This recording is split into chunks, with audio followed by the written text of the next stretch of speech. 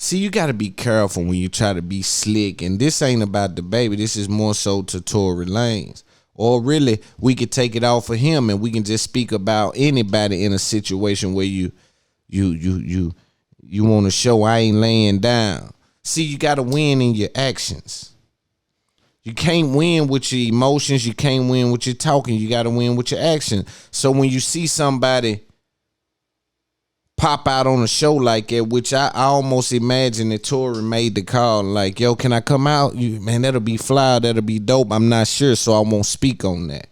But what I would say is you got to be careful when you're trying to be slick and you're dealing with someone that's hell-bent on making sure that they get revenge on what they think you done to them or what you done to them, right? See, this is the thing. You got to be careful when you're dealing with people and you playing and it's funny and you want to play with people that's hell-bent on not letting you play with them.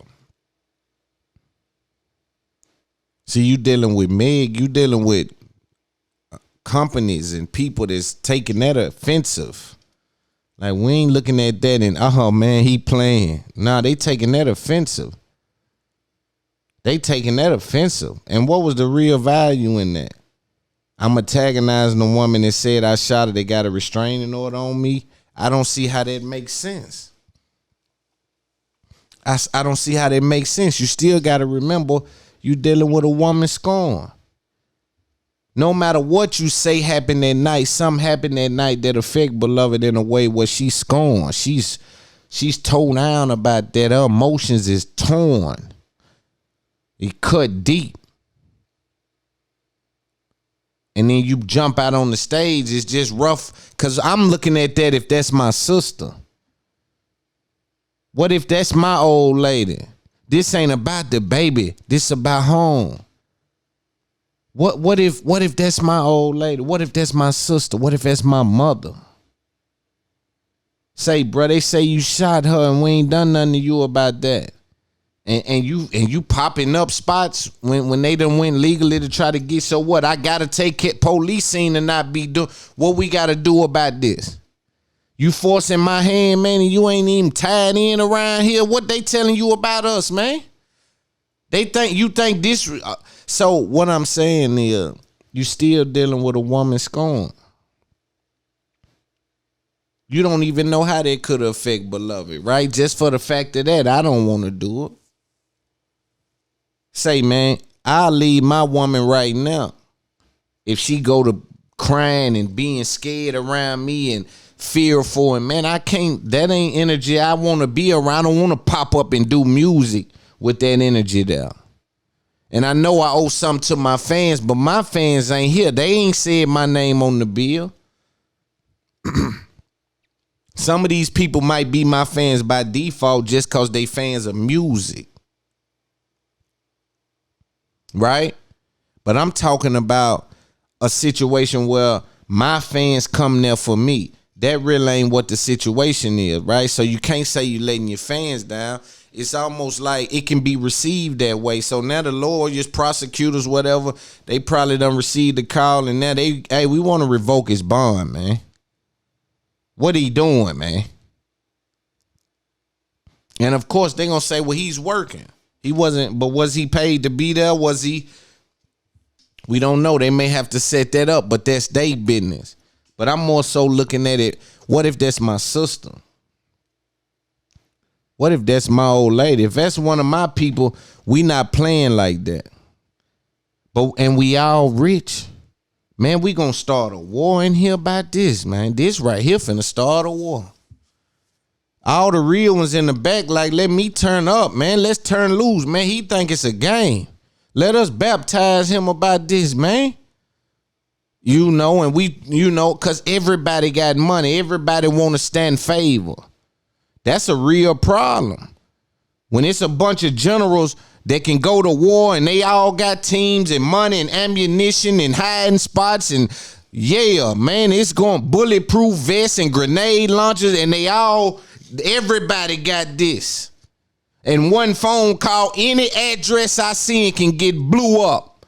Not blew up, but shot up. in my town, I could have any address, any spot, anywhere. You see what I'm saying? So what I'm saying is these folks is millionaires. I know it's people want to gain favor with these people. It's people that want to say, you know what, man, bro, when I see them, I'm going at them. I'm crashing, bro. Man, it's people come to folks and man, I'm the crash out. You know, I'm the crash out, man. You know what I'm gonna do. You see what I'm saying? So it's just rough, but you can't play with a woman scorn. You can't play with people that's hell bent on you not playing with them. Cause I know when I say, boy, don't play with me, and I mean that, and you play, I know what that do to me. So we gotta really understand what be going on, man. When somebody tell you, hey, man, don't play with me, man, and they showing you in their actions, don't play with them. These people showing you they going to the police, they exercising all their rights. Like that it ain't worth that. What a value at, man. Men gotta move by value. That's why I think this game gonna be rough for me. Because a bunch of the stuff you gotta do to keep your name in the rafters is things that I would see that has no value. You dig what I'm saying? So I don't see why they wobbling some of this here. It don't be making sense to me. But I think some of this stuff is just to keep you afloat. But I'm praying the game be good the way it's supposed to be good to the real. You know, so what I gotta do is keep putting one foot in front of the other and know the game got to be good to me because I put my life in it. You see what I'm saying? And I gotta move with that approach. But sometimes, man, this game, it shocks me. It shocks me, man. And violating that restraining order might be in a bad time to do something like that, you know. With It's Up There podcast. Welcome to It's Up There Podcast, your number one place for business and podcasting. Ranked number 36 in the motherfucking world. Sit back, turn up the volume on your phone, and enjoy the show with your homie and host, Big Loon. How I do a relationship, I don't go for everything. If you want to be with me, it's certain things. Watch how you eating that banana at work. Watch how you eating that banana at work. Fam. Wait, okay. What does eating a banana at work have to do with being with you?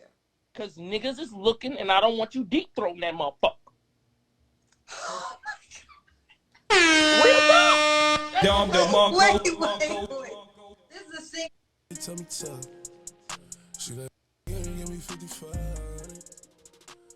Thank you for watching another episode of It's Up There Podcast. I am your active and attractive host for another episode of the fastest growing podcast on the market right now.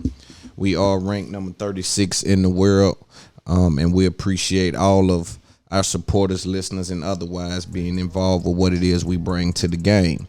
If you are listening to the audio version of this podcast and you want to tap in with the video version, you head over to It's Up There Podcast, anywhere you get your podcast at, and we should pop up. If you're watching the video version, if you're listening to the audio version and you want to check out the video version, I need you to go to YouTube and type in FOGFO TV and we'll pop up. Great time in the culture, great time in the game. It's a lot going on. I want to, again, as I do every week, tell people to go and buy merch on my Teespring account. We got very limited pieces available now if It's Up There Podcast merch. And we want to thank everybody that's been tapped in, donating, sending money, buying merch, buying tickets, sharing, and all other things that get this platform heading in the direction that we need to head it in. And so we appreciate all of you guys as well for that. Just a lot going on in the game.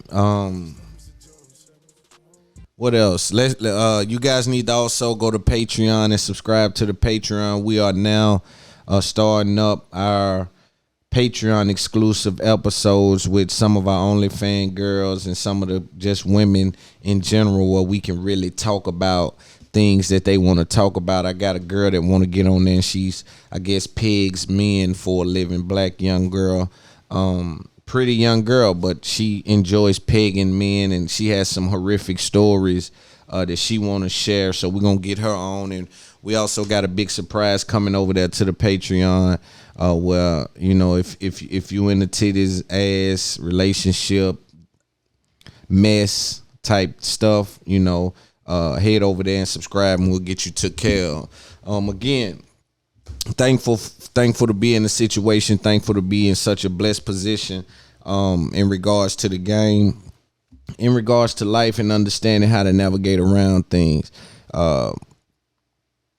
Couple of observations before I actually get into the topics. It's a lot to talk about, you know. Every week I be like, man, what I'm gonna talk about, and then it just be a slew of stuff that come out. But again, I want to talk to y'all about, you know, I've been telling y'all that I've been in tune with my son's football game, so I find myself going out to the field and looking at things. And while I was on the field this time, I looked around at everybody, and take in mind, it's 16 different teams out here. So this isn't just a certain area now. This is a lot of teams. It's one of those kind of jamboree kind of situations going on. So I look around, and I'm thinking to myself, a lot of these people are in their mid-30s, right? And the first thing that came to my mind was, these women ain't giving me what, you know, ain't no sex appeal, ain't no curves, it ain't no, you know, I'm out here, I'm super pretty. And the first thing I said was, these women in society's eyes, or in what we know to be what men tend to like, is undesirable. So we dealing with, let's just call it that for the sake of the conversation, we dealing with what could be deemed as like undesirable women in regards to outer features, just her looks and things like that. And then I got to looking like, why is these men, because I know they like curves, because they talking to me.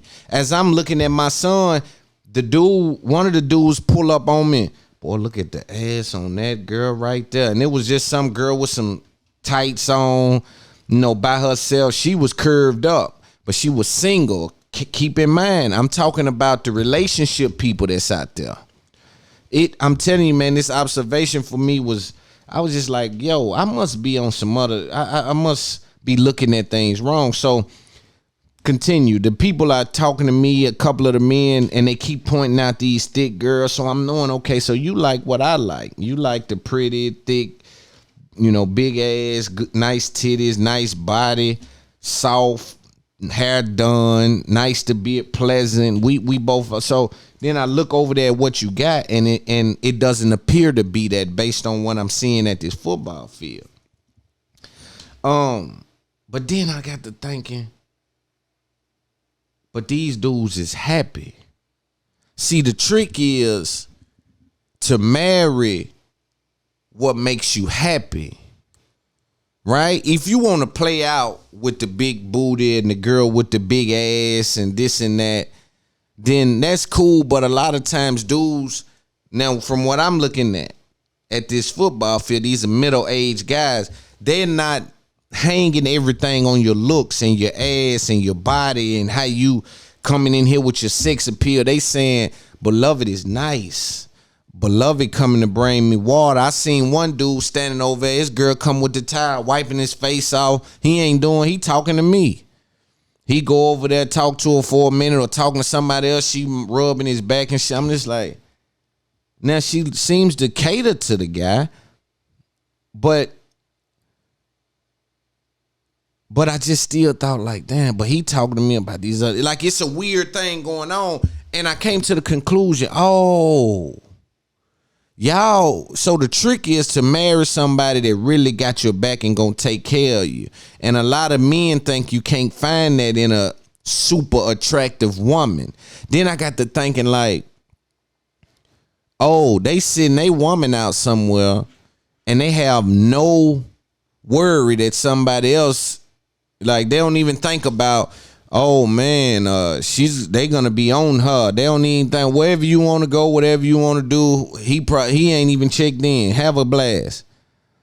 You know, cause it take I talked about it the other. It take a different kind of guy to deal with a woman that's with the big ass. Everywhere she go, people looking. They was talking about a girl from my city that went to a football game and she was out there with no panties on with the big ass. They said people was moving and feeling away like, oh my God, my husband just kid, like, what is she doing? Cause she's standing and men are looking.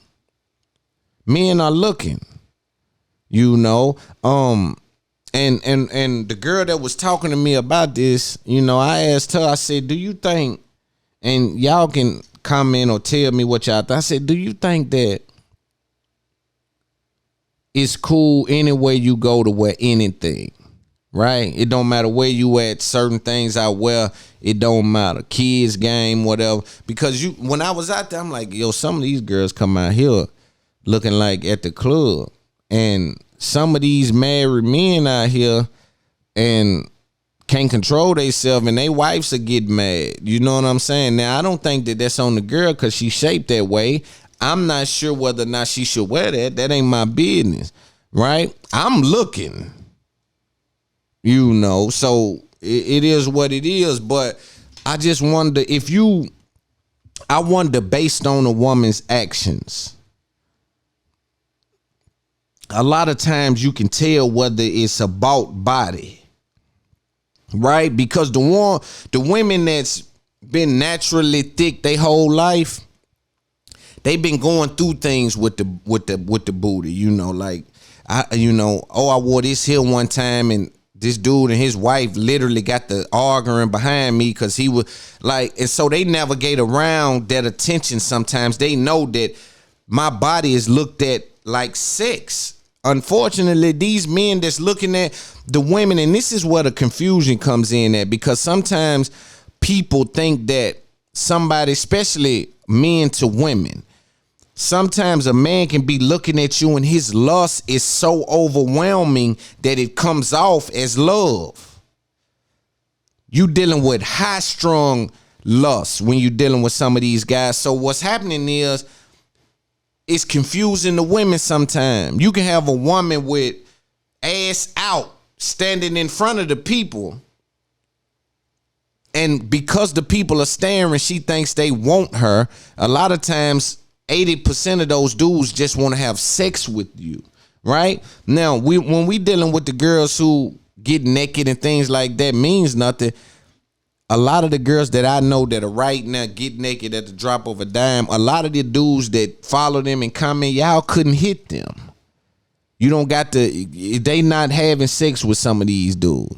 You don't have what it takes to get in the bed with them. I don't care if you can see her pussy right there. You could never get in the bed with her. You don't have what it takes. Oftentimes I find strippers and girls that's in that field to be harder to have sex with than some of these regular the girls that just do nothing, like the squares. Like some of the squares is they letting you hit off the rip. Some of these stripper girls, they ain't going. It's a girl, the same girl that I'm talking about. They go at her. She ain't doing nothing. You got to be a certain status. And the guys that come based on that type thing, they status is low. You understand? But what concerns me that if I was raising a daughter in this time is, baby, don't you ever think because men are looking that they looking to love. Men are looking to have sex. Men are looking for lust. Dudes get lusty. I'm talking about they get lusty to where they'll promise you a Bentley truck and they drive a Honda. Sometimes they so in lust with you, they'll give you everything they got, right? Give you everything they got, building you up and continue to drive that Honda because lust has taken over. It's a reason why a girl can have a fat ass and post her ass every single day, and these niggas like the picture it's the same ass from yesterday. It's the same pretty girl from yesterday. I like them all, baby. Every picture you post, I like them all. That's the That lust is a hell of a thing. But the girls that's making money off their body, some of the girls that's making money off their body, they understand that the lust is what I'm selling. I'm catering to your lust. I'm getting you because of your greed. Oh, you want to see me play? You want to see this because you want to do this to me. You want to do that to me. They understand and they play into that. And some girls, especially some of them that kind of bought it, and I support both of them. I keep telling you, I've been to the BBL doctor several times with different people on my watch, right? So I support it, but the ones that got it bought, a lot of times you can tell is you at the place you want the attention, you wanna you want and a lot of time it ain't. See, if you selling your OnlyFans or you selling some content, I get that. That's part of the game. I'm talking about the girl who literally just want the attention. She just want to be fucked. I find it to be foolish. All you want to do is go out and you want all these different dudes to look at you for sex, and they ain't got no money. They ain't thinking about giving you nothing, showing you no love, showing you, taking you shopping, getting you in no new crib, nothing. All they thinking about is look at that, and you okay with that low level energy from these people without any outcome. See, I don't care if they hate on my page because the outcome is the same. The view pays the same. That's why I engage in that. But I won't engage in low level things when there's no outcome that's tangible for me. It means not. I won't do that. Right. So I want to send a message to everybody out there. Don't want women, especially. Don't get a dude lusting over you confused with him wanting you. You understand me? It's a thin line between love and lust. And it must be respected. All right, so I want to talk about DJ Akademiks. So for those of you that may not know, DJ Akademiks has a podcast now, Spotify exclusive. It's layers to this that I gotta approach and speak about, simply because I need Joe Budden to understand that he waited so long with the Spotify thing, and now his audience is being catered to on that platform. One by Rory and Maul for absolutely free, and then by DJ Akademiks with his exclusive deal. These two podcasts serve the same fan as a Joe Budden. So that's an interesting thing to look at, that Spotify went and done business with Akademiks. You could do with that what you may, but I see what's going on with that. Now, we still want to know what kind of platform DJ Akademiks is going to bring. He's having an interesting fight right now. He's having a very interesting fight because this pod space is different. This pod space, again, the interview-based podcast, is the jury's still out on how effective that will be. Right, because that kind of depends on beef. That kind of depends on destruction, right? Because you get them to come up and talk about the salacious things about what happened with Dirk, what happened with. See, the rest of the rap dudes, what they gonna do to Akademiks? They gonna come there and just talk about nothing. Because what's happening is, and I'll get to, and I'll play a little clip from it. DJ Akademiks is bullying the rappers and making sure that they come on his platform. He don't give them no out. And on one end, I respect it, because it's like, yo, y'all don't want to give access to the audience. Y'all know I need these interviews. Y'all know I need to do this, and I've helped some of y'all. But on the other end, I'm saying, you just gonna bully them though, bro? You go just bully the rappers. If y'all don't come over here, I'm done with you. And it seems to be working, because the Chief Keef situation happened, and every time he went straight off on Chief Keef, and I think what he was doing was, let me pick a rapper that's in but not in, put the press game down, and let these other rappers see. So when I ask them, they'll know that this is my reaction if you say no. How important do you think my platform is? You either gonna get down or lay down, and he moving through the game with that. And again, on one end I applaud it, but on the other end I say, damn man, you get to leverage your Instagram. If he wasn't doing it, I would say that there's an opportunity there for him to do, kind of leverage one for the other type of deal. But the rap dudes are gonna get smarter than him, and they're gonna come there and not talk about nothing. So the interview, they'll be there, but the interview won't be really. I'm not really giving you nothing.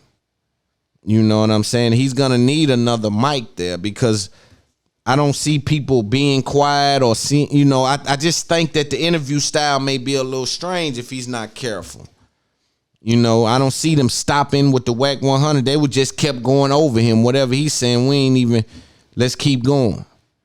But let's hear what he said to Chief Keef and kind of get into what was going on, because to be honest with you, every time he was speaking and ranting and saying forget you and all this, all I kept hearing is, and it may sound funny to you, and it may not be, you may not understand where I'm coming from, but when DJ Akademiks was speaking about Chief Keef and other rappers not coming to his podcast, all I kept hearing in the background was, let's listen to a little bit, and we'll give our take on what he did and how he handled it, and also we'll get into the whole Joe Budden situation with Akademiks and how they're serving the audience there, what Rory and Maul's been up to. It seems like their numbers is starting to flatten out a little bit. I've missed the last 2 episodes, and this is what I was saying about keeping people engaged with that thing, keeping people on top of that thing. And we also gonna speak about Sean Cotton and Rod Wave. It's so much to talk about what Sean Cotton's spot is in this game. If you don't know who Sean Cotton is, he's the owner of Say Cheese.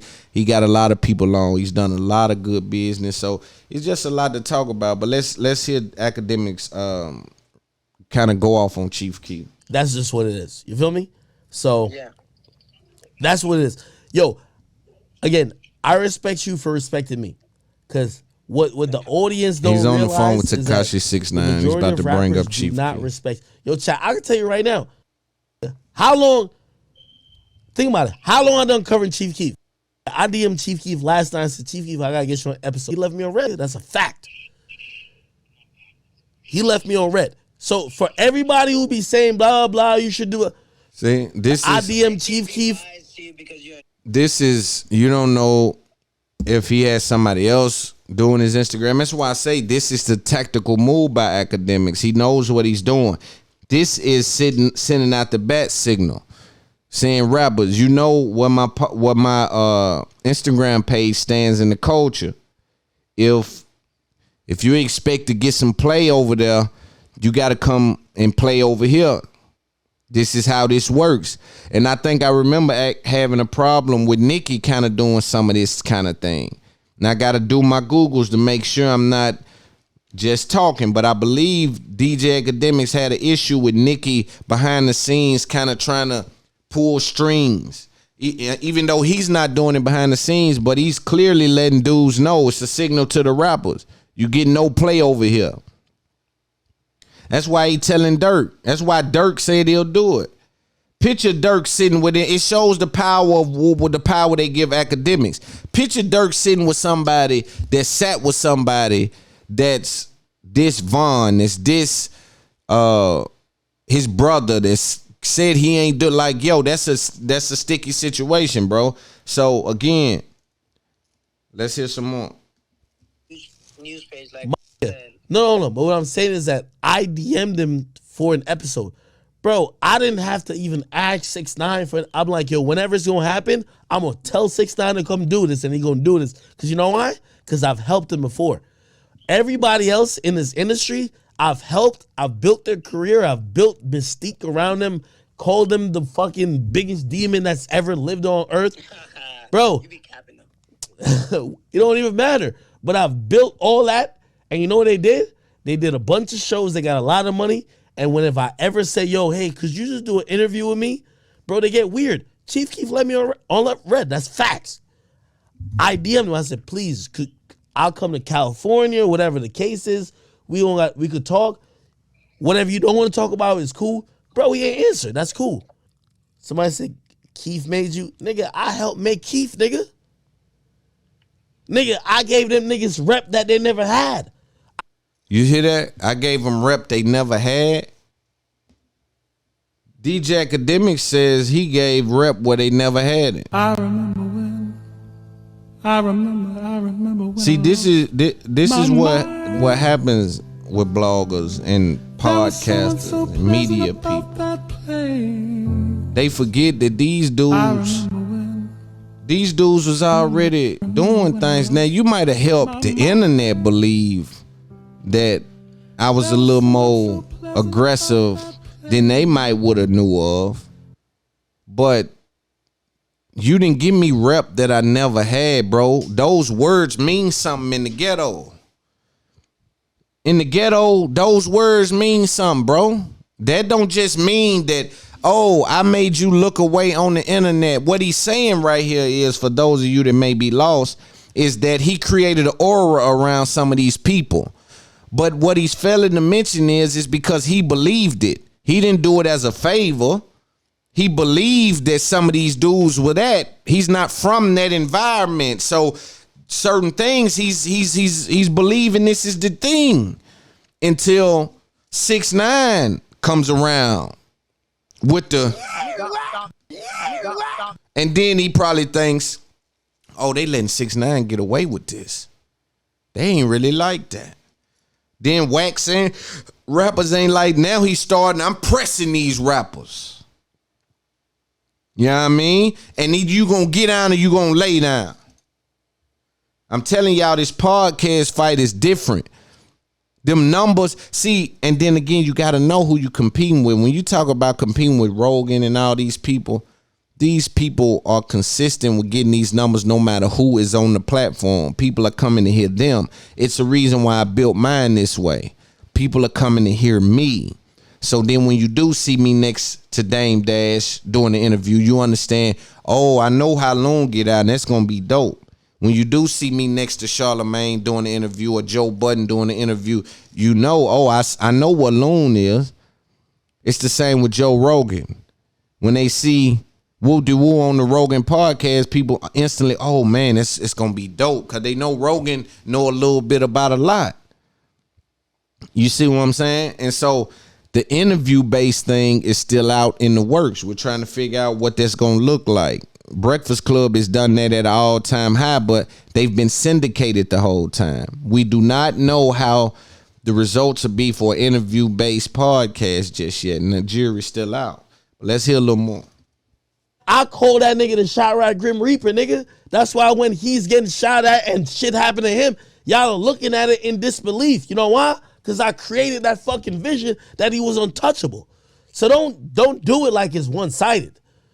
That's what I'm trying to tell y'all. I've done a lot to create narratives and help rappers themselves. When 6ix9ine couldn't get an interview, I told Elliot, he knows that's the guy who signed him. I said, yo, you should get him an interview where he could talk to people. They came back to me and said, nobody want to talk to him. Could you do the interview? Nigga, I sat there and I did the interview with 6ix9ine. And he could have said, I bet shit, it worked. Gummo popping off. But you know what he said? Yo, I fuck with you. I fuck with you for that. Bro, that's how it goes. This media shit, you do a lot for niggas. You was established then. This is the difference, Akademiks. The time you're talking about with Tekashi, you were already established as a brand. The time with Chief Keef, you wasn't as established as a brand just yet.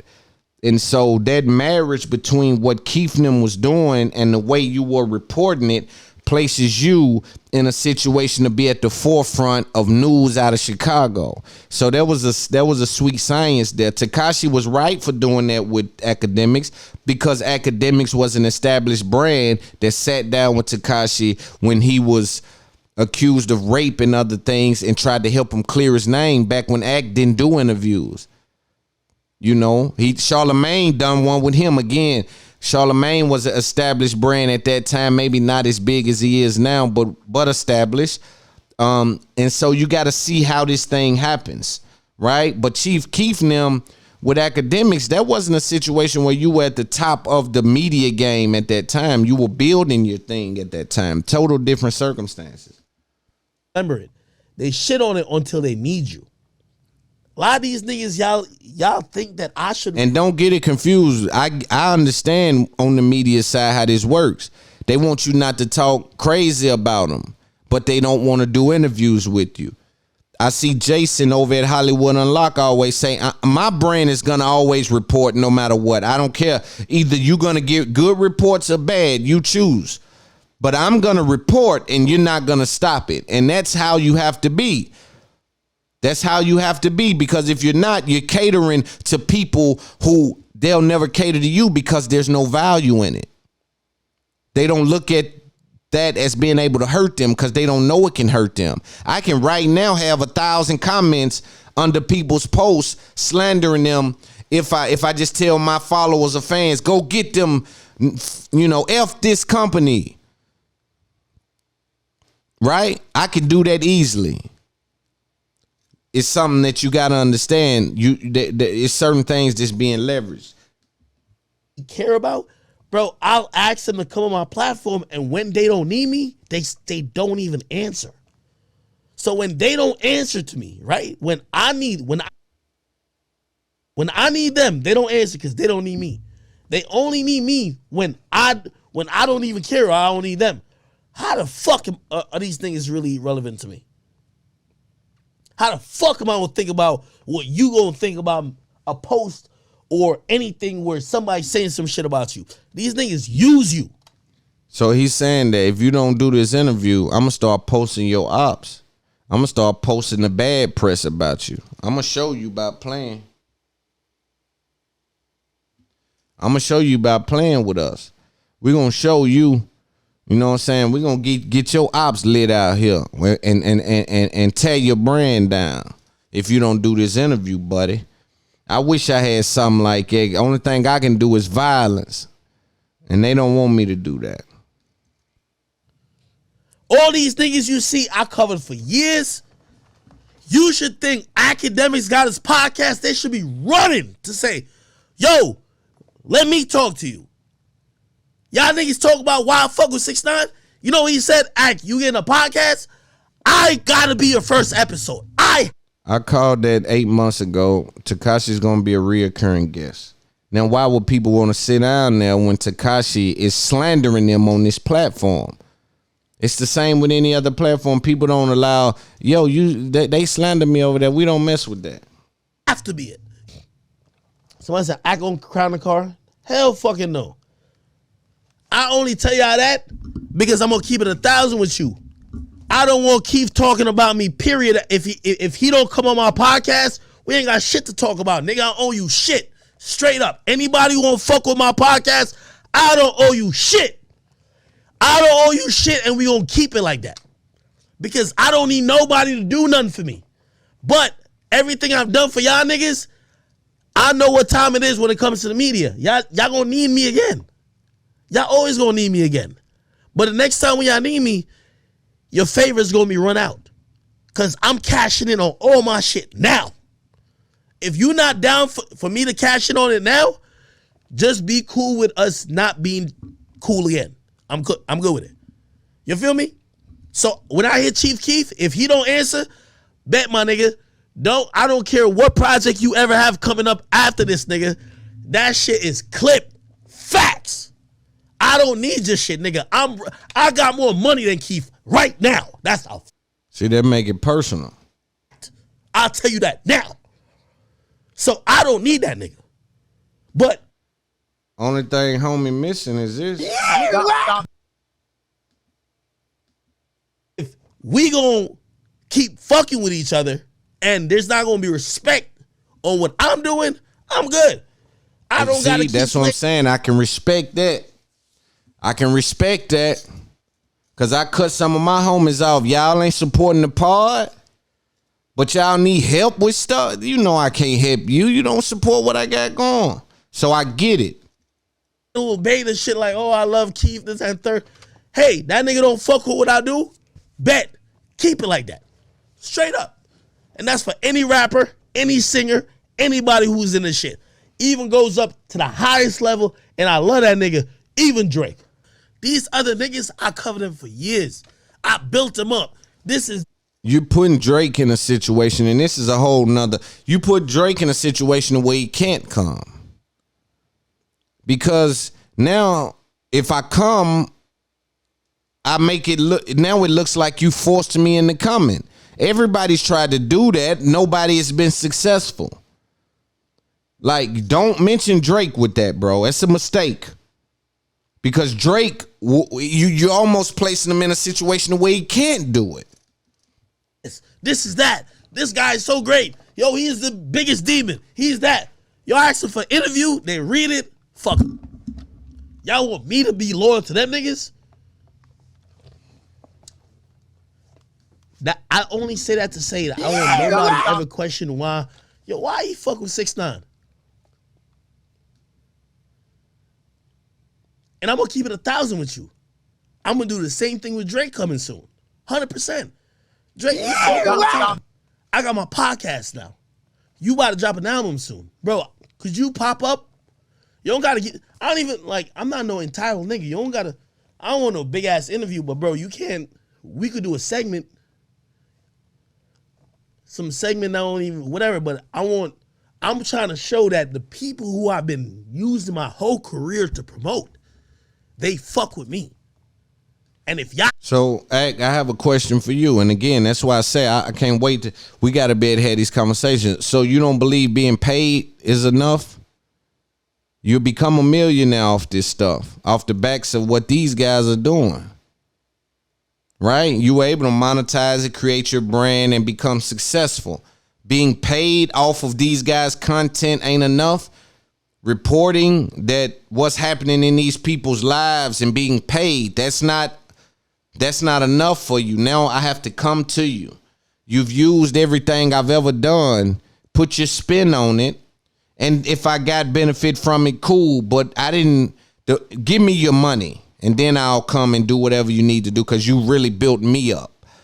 Give me all your money, split it up between the people you've promoted the most, and then that maybe that's a situation, right? But being paid, bro, you're millionaire nigga off of just kind of reporting of Drake and Meek Mill got into it. What is your boy DK Akademiks? Drake and Meek Mill got into it, and Meek Mill had the Goonies and you've been paid for that.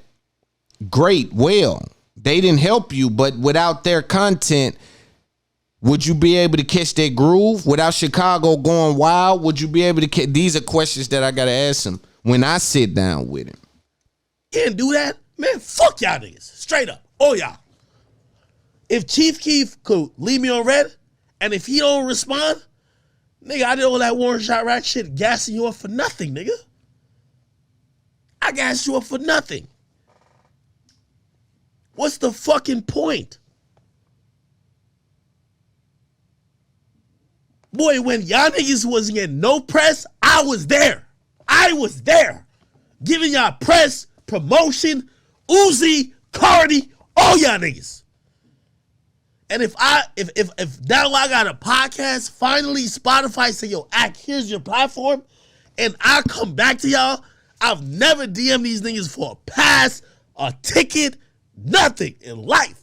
And I come back to y'all and say, yo, bro, I'm not trying to interrogate nobody, yo. It just shows that for everything I promoted y'all, because y'all showed some respect back, and everybody on some shit like, we don't see it. And then y'all niggas, whoever's the fans or other people, y'all want to criticize me fucking with 6ix9ine? I'm gonna just get on streaming with that, man. These niggas who I supported their whole career never gave me $1. When I get something going on and it's for young niggas, they ain't give me a podcast because I'm gonna interview Jim Jones and Dipset and the Locks. They said, yo, you've been covering Uzi for the longest. If Uzi don't want to even sit down with me and I helped build this shit, the fuck was that worth? Just remember that. What the fuck was that worth? That nigga took all the good shit from it and he dipped out. So when y'all ask me, why am I fucking with, and you might, we fucking with a rat, I just don't get it because he's been paid. That's why I'm lost at. From the shit and they dipped. What benefits? No, I fuck with 21, and that's why I fought for 21 even when 6ix9ine was going at him. Man, 21 understood that shit. I fuck with 21 for that. Now I will say this: if Ak is able to build this brand this way, he's a wizard. If this actually works, right?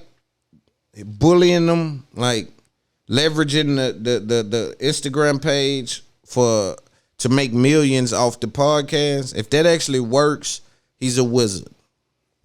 But I don't know. I'm watching because I watched the whole game. They don't care. They use the media. They think like we work for them. I got an opportunity now. We don't work for them. Cool. Like, and I'm gonna lie to you. I'm gonna tell you all the people I'm gonna hit up. I'm gonna hit up Pump. Yo, Pump, let's do an episode. I'm reaching out myself. I'm not sending a team. He's sending this. I told y'all, Chief Keef was just a sacrificial lamb. He's using this to let you other rap dudes know. Get down or lay down. He's like, ignore it. When y'all niggas start talking about this and third, nigga, if you ain't came back around when I helped build your shit, that Warren Chirac shit, nigga, I got millions now. But I helped make Chief Keef millions in 2013 and 2014. I ain't made a fucking million then. Okay, so he's responding to what I said. Okay. Now, and he leave me on red. I don't believe he made. I believe he made money off this YouTube. When y'all see me fucking with who fucking with me, don't ask no questions. Why are you fucking with so and so but not so and so? They don't answer exactly. You know. Let me not get off stream because I'm about to get off stream. So I mean, if he's able to build this in this way, it'll be a hell of a thing. You know. And then we'll come back and look at a few other things. We're going to take a quick break, and I'll be right back. After this break, we'll be back breaking the game down with It's Up There Podcast. Stay tuned. So I want to talk about now. I want to talk about more drama seems to unfold from the DJ Akademiks interview with Tekashi 6ix9ine and Wack 100. In which a lot of people name was said, a lot of things was said, alleged things, a lot of police activity was explained, and people were under some sort of microscope from someone that's been on the stand. It's a very weird situation, but I engage with it for the sake of purposes of content, interviewing purposes, podcasting purposes, as though my livelihood is attached to knowing who's who in a place where everybody want to be the top dog, right? So DJ Akademiks interviews Tekashi 6ix9ine. He said something about 21 Savage, 50 Cent, Stutterbox, a bunch of people, right? Jim Jones, Shotty, his baby mama. It's a whole bunch of name dropping. Lil Durk, King Von, Lil Tim. I mean, he went all the way down through that Meek Mill. They mentioned everybody. It was a name dropping Royal Rumble.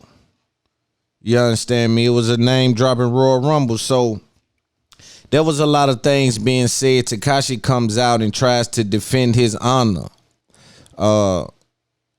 which for guys like me that's cut from a cloth that's no longer sold, I understand that he can't win the fight. Your actions have already spoke to your credibility. The things you've done have already revealed who you were. It's no way to erase what you did and for me to believe what you said. It just wouldn't make sense for people that have any kind of lick of sense. Nonetheless, the babies don't know. Right? The babies don't know. We not celebrating criminal activity. See, we understand how rough it is to get somewhere when you come from somewhere that ain't got nowhere. You see, we understand what it takes, so we ain't celebrating criminal activity. We like a soldier that went to war. These is badges of honors you dealing with. These is people that war stories.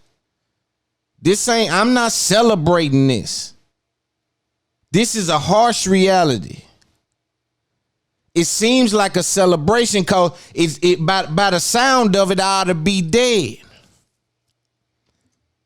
If you close your eyes and just listen, it ain't no way I made it through all that. But what you dealing with is you dealing with somebody that's proud. Some of the young boys are celebrating, but some of the level-headed individuals that made a living, that knew it took a little bit of this to get a little bit of that, to know to put it in the wash for it to come out in the rinse. Those individuals that know that, they maneuver around this game with a certain level of, thank God I made it out. They can't understand what it took when I was getting in a rental car with $250,000 to pull up on some people, and all we got right here is our word. Everything right here stand on our word. You violate this, you know this initiate war. You know whatever happens here, let's just all respect what it is. Let's put our price on the table and let's maneuver that way. Because what's going to happen is it's going to be some unfortunate events following any kind of mishap with this encounter between the two of us. And that's on a weekly basis. For some people, a daily basis, they have to go through that. And that's just one side of this game. Then you got to hide the stuff. Then when the money coming in, you got to hide the money. You got to make sure ain't none of it counterfeit. Like it's things going on, right? So these are badges of honor. Ain't nobody celebrating being a part of the street culture. When you listen to me, that's the game I'm putting down. Yeah, what we endured ain't what we project. What we endured is what made us who we are today. We'll be a fool to look at our experiences and our circumstances and set those to the side. There's times where that's necessary, but from a holistic standpoint, I am what they made me. I come up in the ghetto. I know how to talk well. I come from good parent. My mother is. But as a child, everybody can vouch for what took place in a single mother home as we navigated through the street, as we navigated through the ghetto, and I watched somebody sacrifice. I watched somebody take what they could have had and gave it to what they created. Overcompensate. Overcorrect. Because they operating with fear. Not understanding what it's like for a young man to come up in a situation without someone to lead them that shares that same walk of life. So I play volleyball. I serve it to myself. Then I run over there and I hit it back over the net. And I hit it back over. That's my mama. That's most mamas in the neighborhood. I hit it back over the net. They playing both sides up. They going to work all day, then coming home and going to practice. Signing you up for swimming classes, but then teaching you how to drive. Ain't having no type of help, ain't having no type of handoffs they can get. Right? And that's my mother. So we always understood that them ladies there, man, they were cut from a different cloth. But we don't celebrate criminal activity. Right? But what we do understand is once you engage with it, there's a certain level of understanding that you got to share. And I just think Tekashi 6ix9ine is in a position to where he's trying to rewrite. He's trying to rewrite history. But when I see these people sit with Wack 100 and they lost about the parameters, they lost about the game, right? And for the sake of the babies and the conversation, we got to have a conversation, right? So, you know, let's chop that up. Let's see what we get with that, right? Respectfully, we can both, because my understanding is the understanding that I think sheds light on reality in a lot of these situations. You know, so after this interview, then Wack 100 is helping his people out in LA build a platform, Sleepless in LA on Clubhouse, right? So he double back because, you know, he get on there and some of the homies that he probably been dealing with is questioning his what you doing, dog? Like, and he's standing on it. You know, he basically, I do what I want. I'm a wolf and I'm a wolf. So sometimes I can relate to the saying.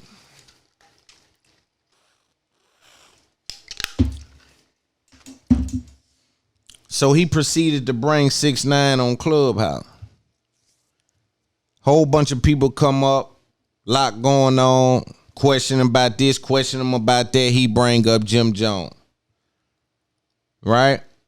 He bring up Jim Jones because they asked him, why you get Cuda locked up? He ain't do nothing to you. Why you said this? And he answering it. You see what I'm saying? Wack 100 is in the room as well. So 6ix9ine bring Jim Jones up. He on Wild Tap. He told or he said something.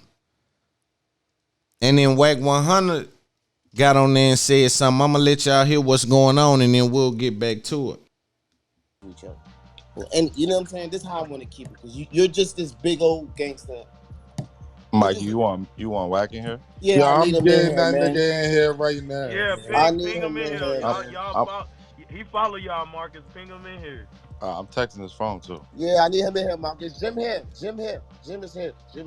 He Yeah, the same way he brought Son question. on here. Yeah, I'm bringing. Yeah, get him up here. I'm about to call.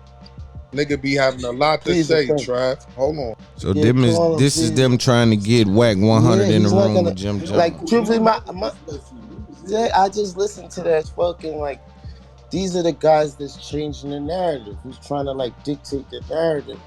And a lot of real. So I left out some parts. So what ended up happening after the 6ix9ine coming on Clubhouse is because Wack 100 spoke about male matrix. He spoke about Shotty. He said Shotty ain't nothing. Spoke about male matrix, saying he got pulled with his community, things like that. So he kind of gave male matrix some props, right? Some like OG type status. You understand me? And so Jim instantly put Mel on the phone because he probably hollering at Mel every day. It's it's the home team. So Mel jump on the line and go off on Wack 100 like, yo, you know, this and that. Like, I'm reputable, man. You know what's up with us, real rights. You sitting with a dude that put some real rights behind the wall. And I ain't walking with my head down. You know, he went all into that. Wack 100 then comes back and says, nah, Jim, we ain't gonna switch the conversation. I want to talk to you about why you ain't on that Fed case when you was on a wild tap sending an order that was carried out. This is what Wack 100 says, right? And he addressed male murder, but he didn't address him the same way he addressed Savage or none of them, because male murder ain't a rapper. And we can see that with the way that Wack 100 handled them. But so now Wack 100 makes it seem like, or his narrative is Jim doing that because he put Mel on the phone because he don't want to talk about the wild tap. He don't want to talk about the wild tap. He ain't talking about the wild tap. You know what we hear in the ghetto when we hear that? He don't want to talk about the wild tap. He don't want to get on the internet and talk about the wiretap. You know what that mean, us in the ghetto, man, nigga? Where I'm from and what I know, and you better not get on there talking about the wiretap. You basically telling me I'm supposed to be in jail. And I'm supposed to come and put my defense out to the internet? But Wack 100 is playing that's why I say I want to play the mental gymnastics a little bit. I want to do a little interview content. Let's see what's going on. I want to see what I got going. Let's see. Right? I think it'll be pretty cool. Right? But you know we can't talk about the wiretap. So when he get on Clubhouse, this is Jim coming on Clubhouse. Now, Wack 100, again, these are mind games. If you understand certain things, you see what's going on. But let's hear how Jim came in. I needed to let y'all know the events that led up to that. Because I know if you here, ain't no telling when you came, and I don't want you to think I'm telling you where I'm at up into this point. Not sure what happens after this, but we'll figure that out. Let's see what's going on. We don't even do what he's doing, bro. And then the crazy shit is the shit he's speaking on, everything he's saying is all lies. Like none of this shit he's saying. But how 1 minute he talking gangster, the next minute he talking because he's a real civilian. He is. He's a grandfather. He's a grandpa. He's playing around in the jungle. And I gotta tell him, hey, it's no one foot in and 1 foot out, bro. If you want to be a cowboy, just say it. Just tell me when you come into your office in fucking New York, man. You got business with E1? Just say it. We fucking cowboys. Let's stop playing these fucking other games you trying to play. You know how we rock. You want to act like this to the people on. Just let it be known. We're gonna speak facts. Since you want to say it's public documents, I'm gonna give them public documents so they can see what it is, man. Put this nigga on the fucking app, man. This old nigga can't. Man, that nigga know what's going on, that bro. Old nigga cannot be. Niggas is in here, bro. Looking for him. He spoke to the real Wack, bro. Not the Wack 100, nigga. He spoke to the real Wack. Yo. Oh my God, it works. I cracked 100,000. Yo, Vato. Real Wack ain't no real Wack. That's Wacko. Unmute your phone. Tell him hey, ask that nigga what Wacko told him. He said Wacko told him. Every time I post Wacko told me you a bird, nigga. You a bird. You a whole Hey, yo, Jimmy talking right now, you heard? Knock Jimmy it off. talking. You a dick sucker. You not like that in LA. You not no big OG yo, in Wack, LA. just come in the room, not bro. none of that, nigga. This nigga Nobody scared to come in the me room, LA, nigga. None of y'all niggas scared me, nigga. Hey, yo, None of we about to get him in the room. So I'm about to Wack, prank you him. a Hold bird. on, Jim. You a bird, you a hoe, you a soft nigga. Nobody in LA respect you like that. Stop spreading false narratives. You not no OG out there. Nobody stamped me in the West Coast. I got a good friend by the name of Wacko, nigga, and we went through some real shit. You was not there, nigga. You was locked up, nigga. Nobody ever heard about you. You came out huffing and puffing, nigga. You was a bitch. And I said, eat my dick, nigga. You know where the rest lies, nigga. Fuck out of here. See, that's the energy, right? So you better peep the energy now. But I gotta get you to understand the gravity. I gotta get you to understand the gravity. We dealing with somebody that all the home team, all the homies is gone. I might have been right there on the curve of it. So I gotta be careful with communication. His alliance with those brothers while they in the penitentiary tells me that there was no indication that he was involved in anything that caused for them to be incarcerated. That's just what it tells me.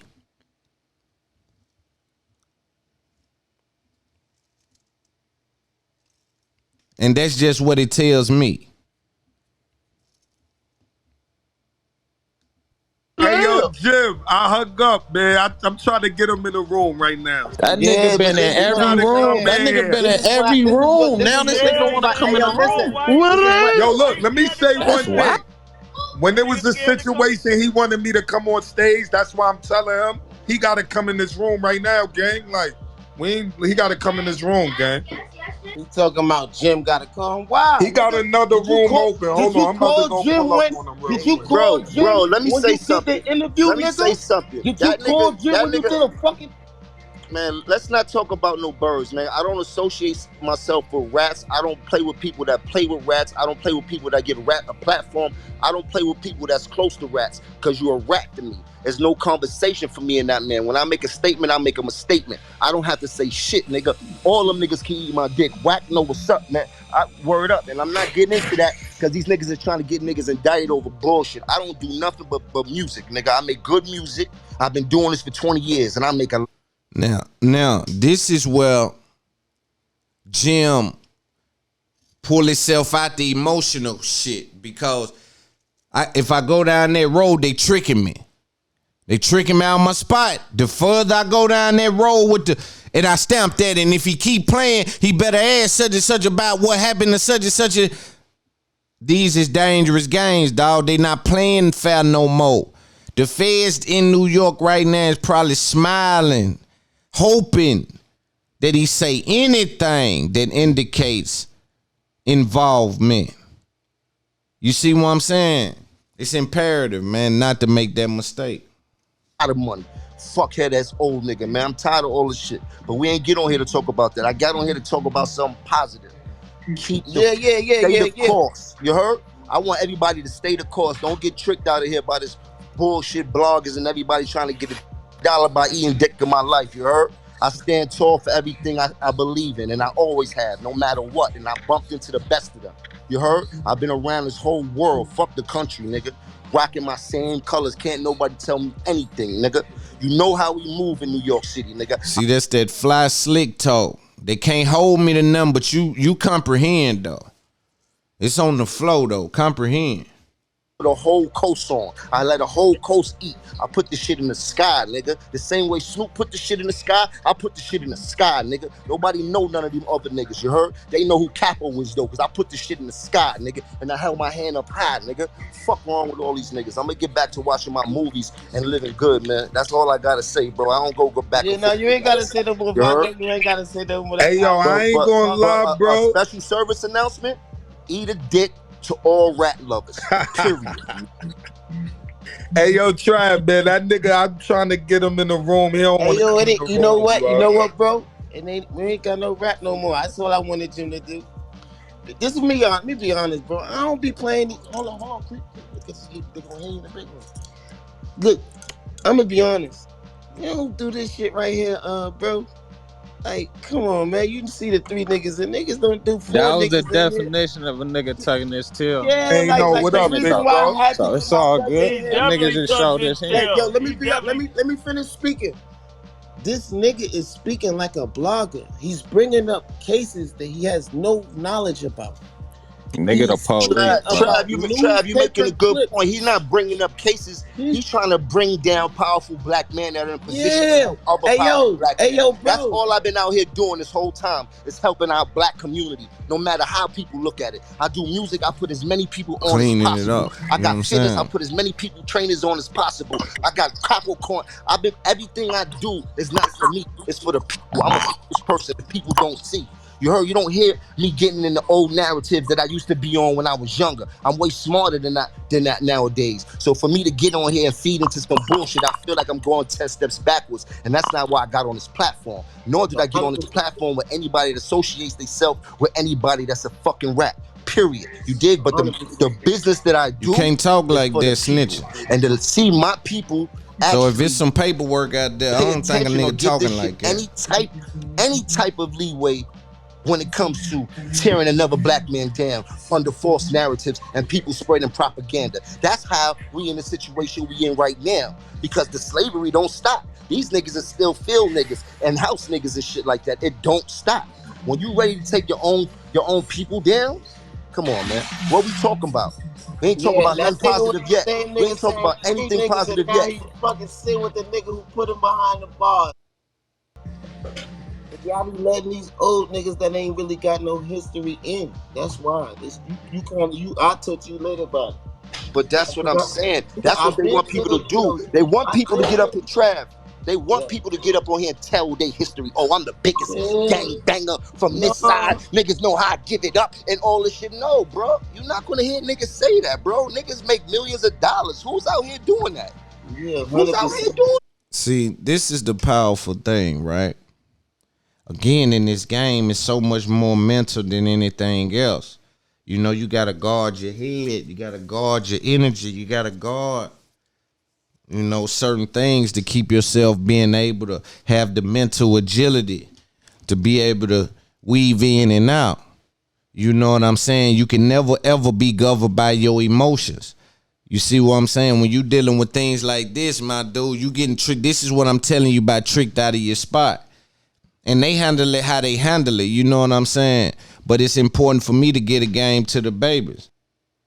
But you just can't be governed by your emotions in this street game. You can't be governed by emotions in this street game, especially when you're dealing with the internet. Those two things is like, it's like Kool-Aid and water. You can't, when you see Jim Jones get on Clubhouse, my dude, you can't get on there saying certain things. Your people really is freshly doing their sentence. They on the first end, they on the first laps, couple of laps, and they got 15 calendars, you know, because your emotions is such a powerful thing. But as you get older, you tend to learn how to control them a tad bit better than it was when you was younger. You see what I'm saying? Because when you look at these two people going at it back and forth on Clubhouse, you say to yourself, how far will this go? These two real dudes that we really think both got ties to things that may or may not be, you know what I'm saying? So it's like, how far is they willing to go in regards to what they willing to say?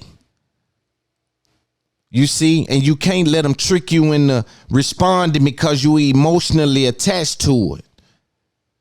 You see what I'm saying? They say what you feel ain't got nothing to do with what you know.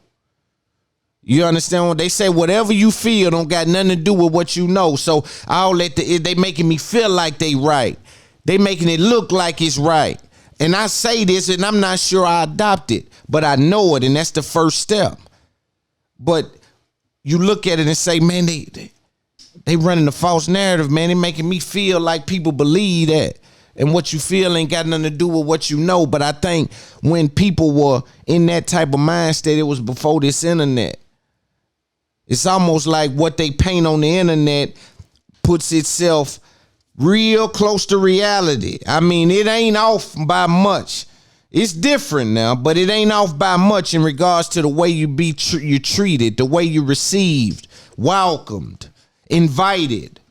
You understand me? This internet thing done took a mind of its own.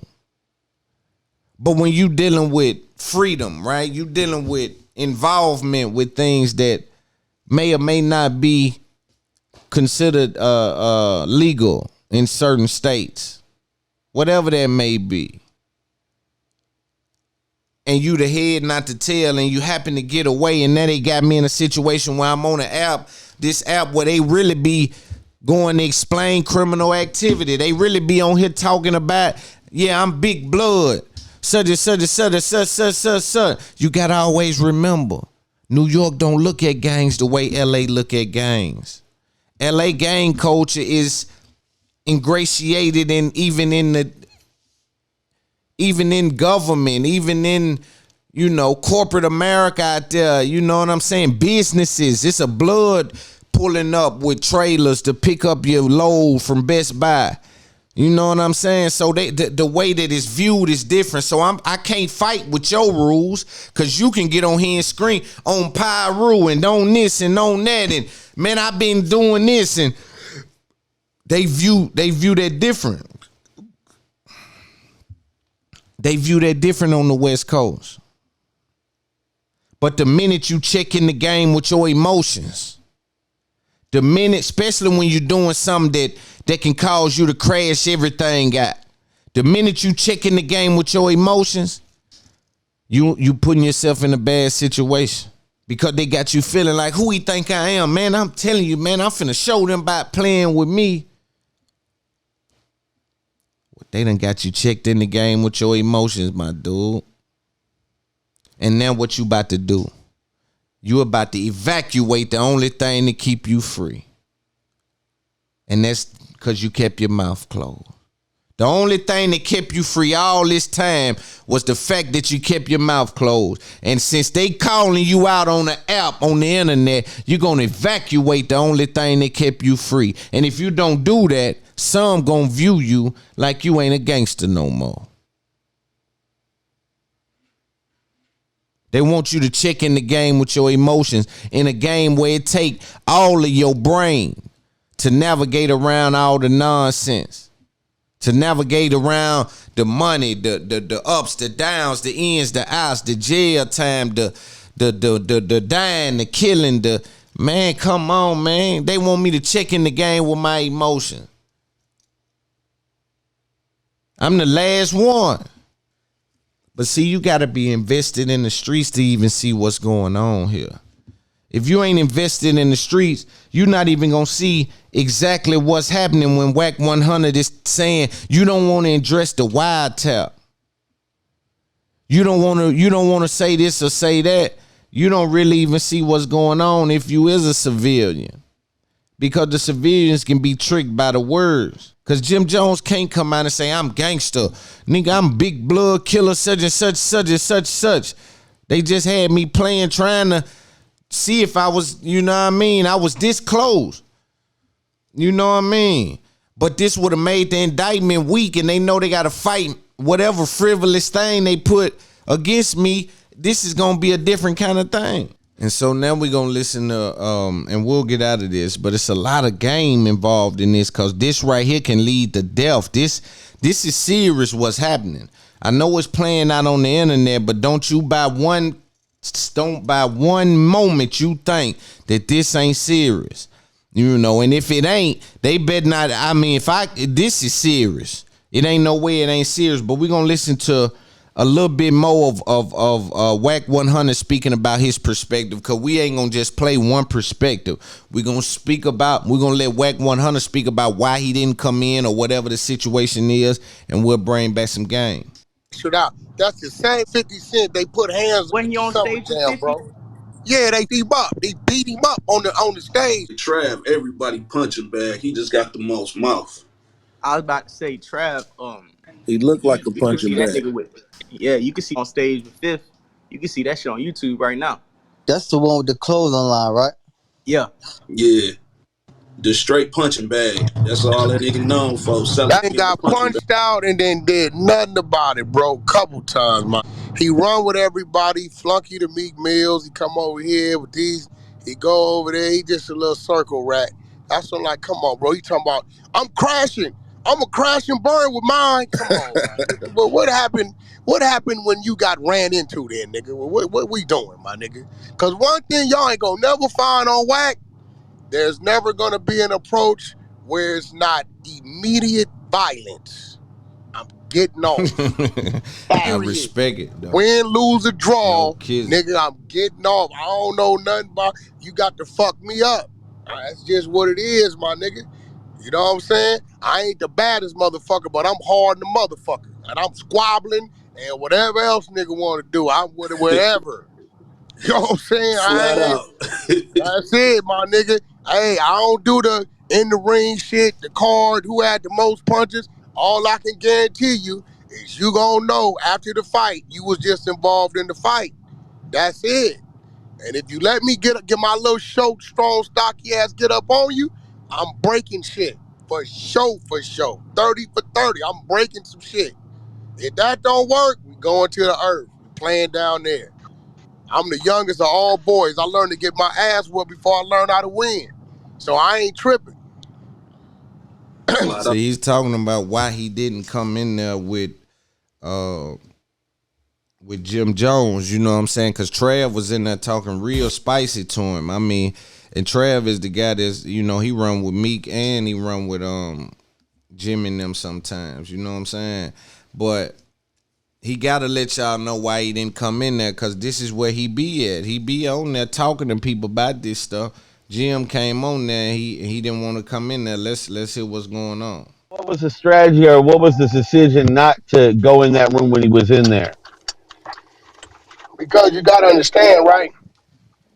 What Jim don't know is they invited him into the room. It was 2 rooms yesterday going on. Till they thought that they room would get some people in there, right? So the first thing I do, right, is I look at how many people in that room, right? With Jim in there with my name in the caption, it was only like 300 people in there, right?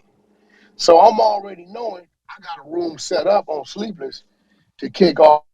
The reason why I stayed in that room is because I was going to string it to about 8:05 and then tell everybody in the middle of it, I'm out. Y'all want to talk to me? I'm in Sleepless, right? I'm trying to kidnap the room. I know what I'm doing. So for me to go to Jim Jones' room, the traffic that I was just in front of, as soon as they see my name over there, it's going to drive the traffic over there.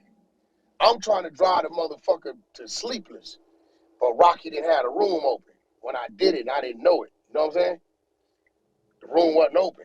You know what I mean? So he like, bro, I saw you in that room. I'm like, nigga, I'm in the motherfucking room so I can steal the room.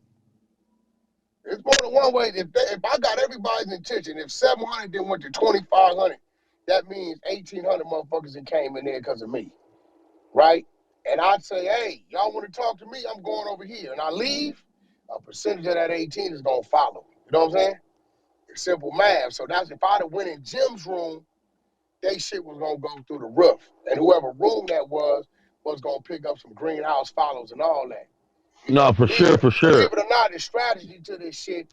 And they only brought Jim in there because they thought Jim's name could do some numbers. They had a few names in other rooms that didn't do no numbers. We've been fucking them up. We've been fucking over everybody. I think it's better for him to come over here because we play. So Wack really is on some. He on some numbers. Yeah. You got a good house point. numbers. If you're gonna do it, you gotta do it right here. No. That's 100. Yeah. You still fucked with their head because I listened to him later on that night. And by the way, Jim Jones was in there for about 10 minutes tops, bro. Maybe 10 minutes. The rest of the night they just kept on jabbering. You know why he was only in there for 10 minutes?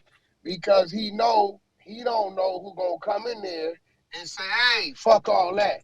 What's happening with this?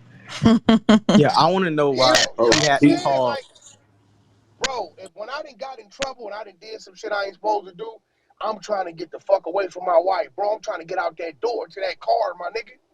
I'm a man. I know what guilty men do, bro. Hey, good. What was you about to say? Nah, I said that nigga did. He danced around that whole shit. That nigga, he ain't want no parts of that question. That's what I'm saying. See, this is the thing in the hood, like, and I hate it because I come from the hood and I understand the hood is a very, very. It's the Olympics. It's the Olympics. If you make it out of there, you got your gold medal. You can wear that proudly all around the world. You know what I'm saying? It's respected like a gold medal, right? Amongst us. Now, outside of us, it don't got much value. You see, so we got to be doing some other things. We got to do more than just that. But that's a different situation.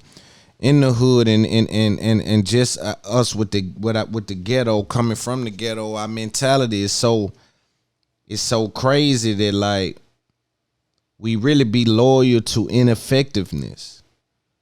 You know, the idea that we're saying that Jim Jones should be coming on there and gaining absolutely nothing and possibly incriminating himself.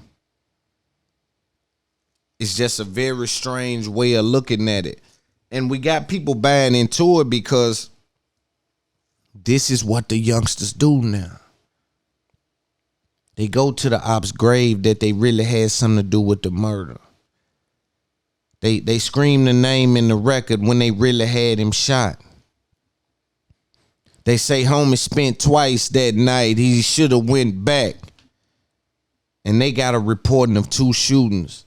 a week ago. Like, these things are what's happening, and so it ain't just the rappers. It's the regular people. They want you to stand by, what it is you saying. So you on that internet, they got Jim Jones knowing the Fed case just took place. They saying you ought to come on here and say whatever to us right now, or you ain't nothing. We ain't respecting your gangster if you don't get on here and let us know, let it be known that And I just find that to be crazy. You see what I'm saying? Another thing I find messed up about it is, as hard as life is, and as much as it took, and as long as the fight was, and the ups and the downs, the blood, the sweat, the tears, the long nights, dude, this what we do. These real street guys like myself that come from nothing into something, man, that is a magic trick, my dude. That's a magic trick. David Blaine he ain't got nothing on that. Coming from the hood to really getting up on some paper, man, that dance is, we talking illegal to legal, my boy. That dance is like none other, and there ain't no handbook, and it's a constantly changing game. Your intuition, your senses, the availability for you to learn on the fly gotta be at an all-time high when you dealing with this here, bruh. This is a magic trick to come from the ghetto. All for me to get up there and trick myself out the spot. All for me to get up there and incriminate myself because they said on the gram I wasn't living like that. I want to see them drop. I don't want to talk to them on the app. If it's a problem, we want to see something happen. We got to always win in our actions, not our words. When we lead with our emotions, we know that's a problem.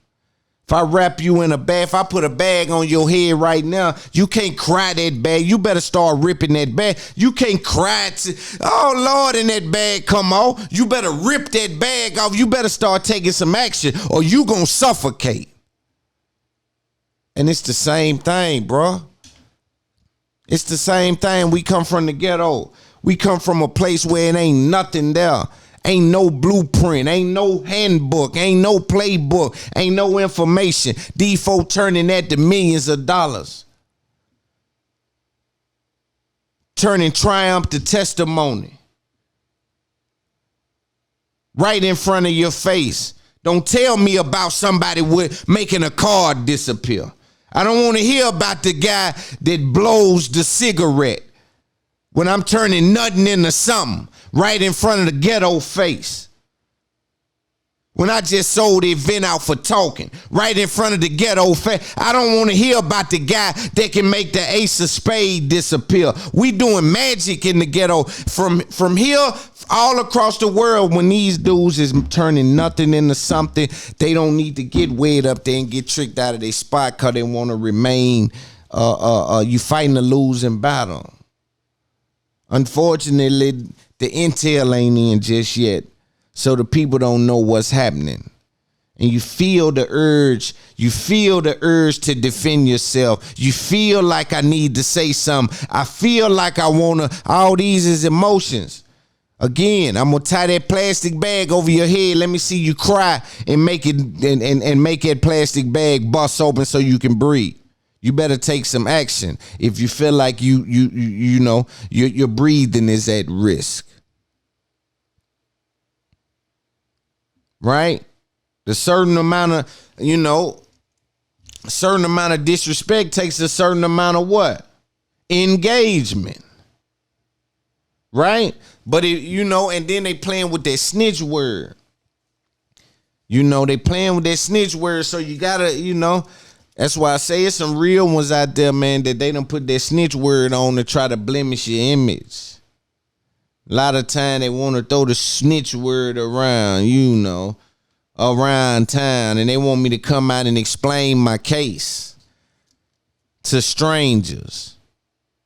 I may or may not still have water on me, boy. I may not even got out the pool, and they want me to come out and, no, man, what happened on that case was... Yo, man, come on, man. We got to understand the street. We got to really understand. And that's why I'm glad there's so many platforms being birthed. I'm glad there's so many people doing the podcast thing. I see Big U with his podcast. First episode with Quando Rondo. We going to play a clip from that.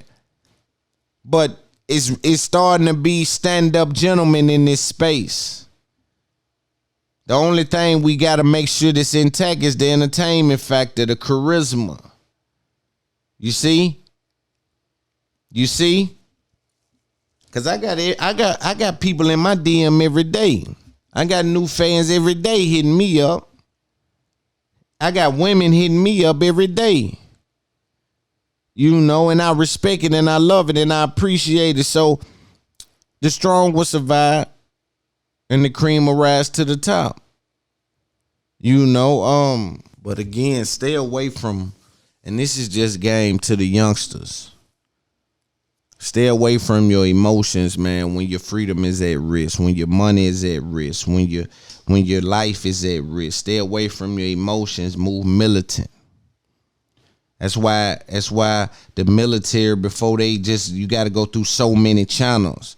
Because if they put all that power in one general's hand, and we may bomb for some reasons that's just unclear, right? So we need to check several people that may not have a dog in the fight, and you don't need many people to run things through. You just make sure your emotions are intact. You see, sometimes sometimes you're dealing with, and I always tell people to trust their eyes. When you deal with me, you looking at this. You don't see nobody around this. This is power. This is power. This is power. I'm feeding off nothing. I'm providing the frequency. So this is power. Sometimes these little dudes they having a fight between their eyes and their ears. See, their eyes and their ears fighting. What they see versus what they hear. I always tell you what you feel don't mean nothing. It's about what you know. Understanding is key. Perception is vulnerable. You know, we can change that. You see what I'm saying? Believe that. You know, so Jim Jones getting on Clubhouse, I just you know, if you're not gonna get on there with the smash game or send Trav on there, let him take care of it like he was trying to let that play out. You know what I mean? Other than that, we gotta fall back because it don't make good sense. You know what I mean? Let's see what else we want to talk about. You know, it's just been a very messy situation through and through. You know what I'm saying, with these guys, and I think it's just so important to learn as you navigate through things.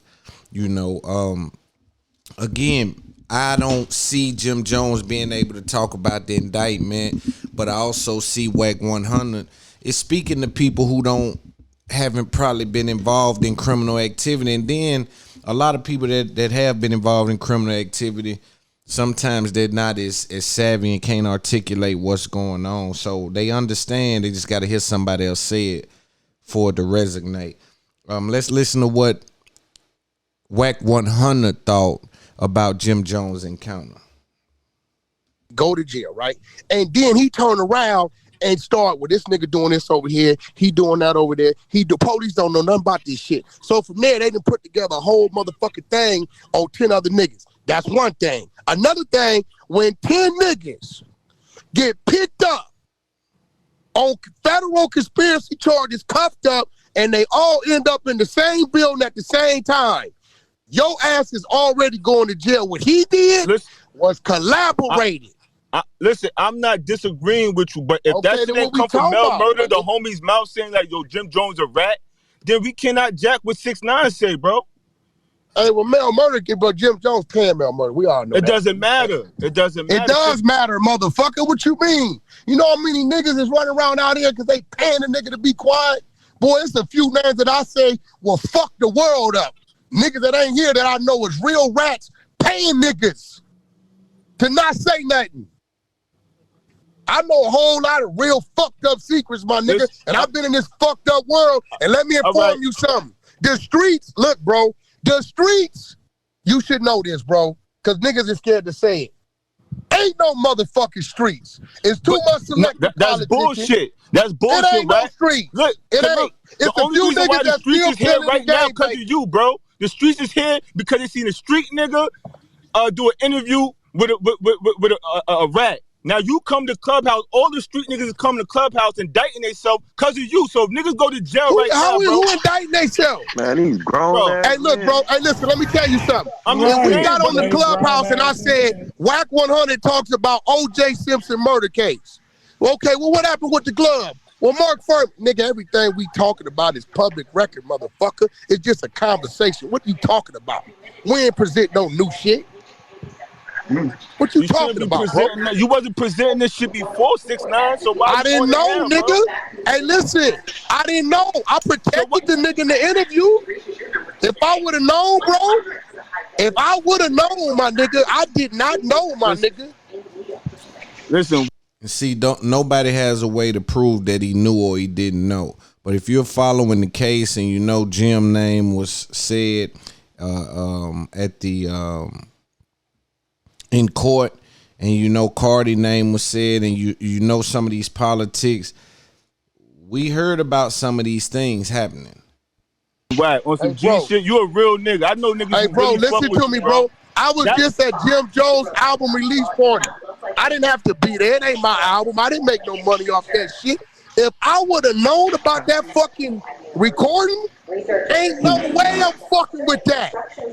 How? When you sit down with Tekashi 6ix9ine, so you can sit down with 6ix9ine. Well, that's a sit down, my nigga. What's wrong with that? It does, all right, it's a sit down. And if you was at the party last week, I think the 6ix9ine interview was prior to that, so you was operating with that information. We just hadn't heard it at that time, if I'm not mistaken. Y'all correct me if I'm wrong. Yeah, but you still was justifying certain shit in that interview. You still. Daddy, listen, just let me let you know. You niggas don't run nothing over here. Whenever he want to come, he came to our room. We needed him to. If he want to come to this motherfucking room, we got Wack 100's welcoming. And that's Wack's doing, nigga. Put it on me. When y'all see me, take that out on me too. I'm in Vegas right now. I'm pretty sure it's some new. I'm staying at the Win. I'll be going to the Usher concert. Send one of them niggas come holler at the Wack. See, yo, and I'm gonna let you know, nigga, what this power root like, nigga. What you doing, Wack? You talking on a wiretap, and you telling me you inviting niggas to do something, knowing that the shit is being recorded. I'm telling you, I'm gonna initiate it. Recorded, okay, bro. listen. Every time you on Clubhouse, it's being recorded. Nigga. I'm gonna initiate it, so they won't be the aggressor. Y'all niggas got a lot of excuses, like claiming you got security and you I'm not taking nothing from you, nigga. Y'all niggas full of excuses, dog. Oh, he got security. Nobody's taking nothing from you, Wack. You act like nigga trying to say you pussy. You not a G. But you did come in there. Nigga. Right. No, listen, I know people who know Wack, bro. I know he's an official nigga, but he not no street nigga. He not no fucking Pyro. If you gonna sit there go against, I'm not a Pyro. What? Bro, you going against you going against yo, when you take an oath, bro. You bring your listen, you New York nigga. We don't take no oaths out here. That weird ass shit y'all talking about, dog. We don't y'all niggas watch too many movies. You ain't get jumped in. We don't take niggas don't jump niggas in New York, nigga. Niggas don't jump niggas in New York. So what are you saying? Our oath is action. We don't take oaths, my nigga. We don't cut hands. So by you sitting down with the rap, that's all right. I said I would do that. Tell the truth, nigga. Listen, I did that. And if a nigga, so y'all heard the FOGFO TV. I have all those conversation clips there as well on YouTube, just for you to tap in, and kind of be abreast and know what's going on with that. You know, shortly after that, Meek Mill shot a tweet out saying that he basically want peace, and he wanted to meet with Farrakhan, and he don't need nobody to protect him.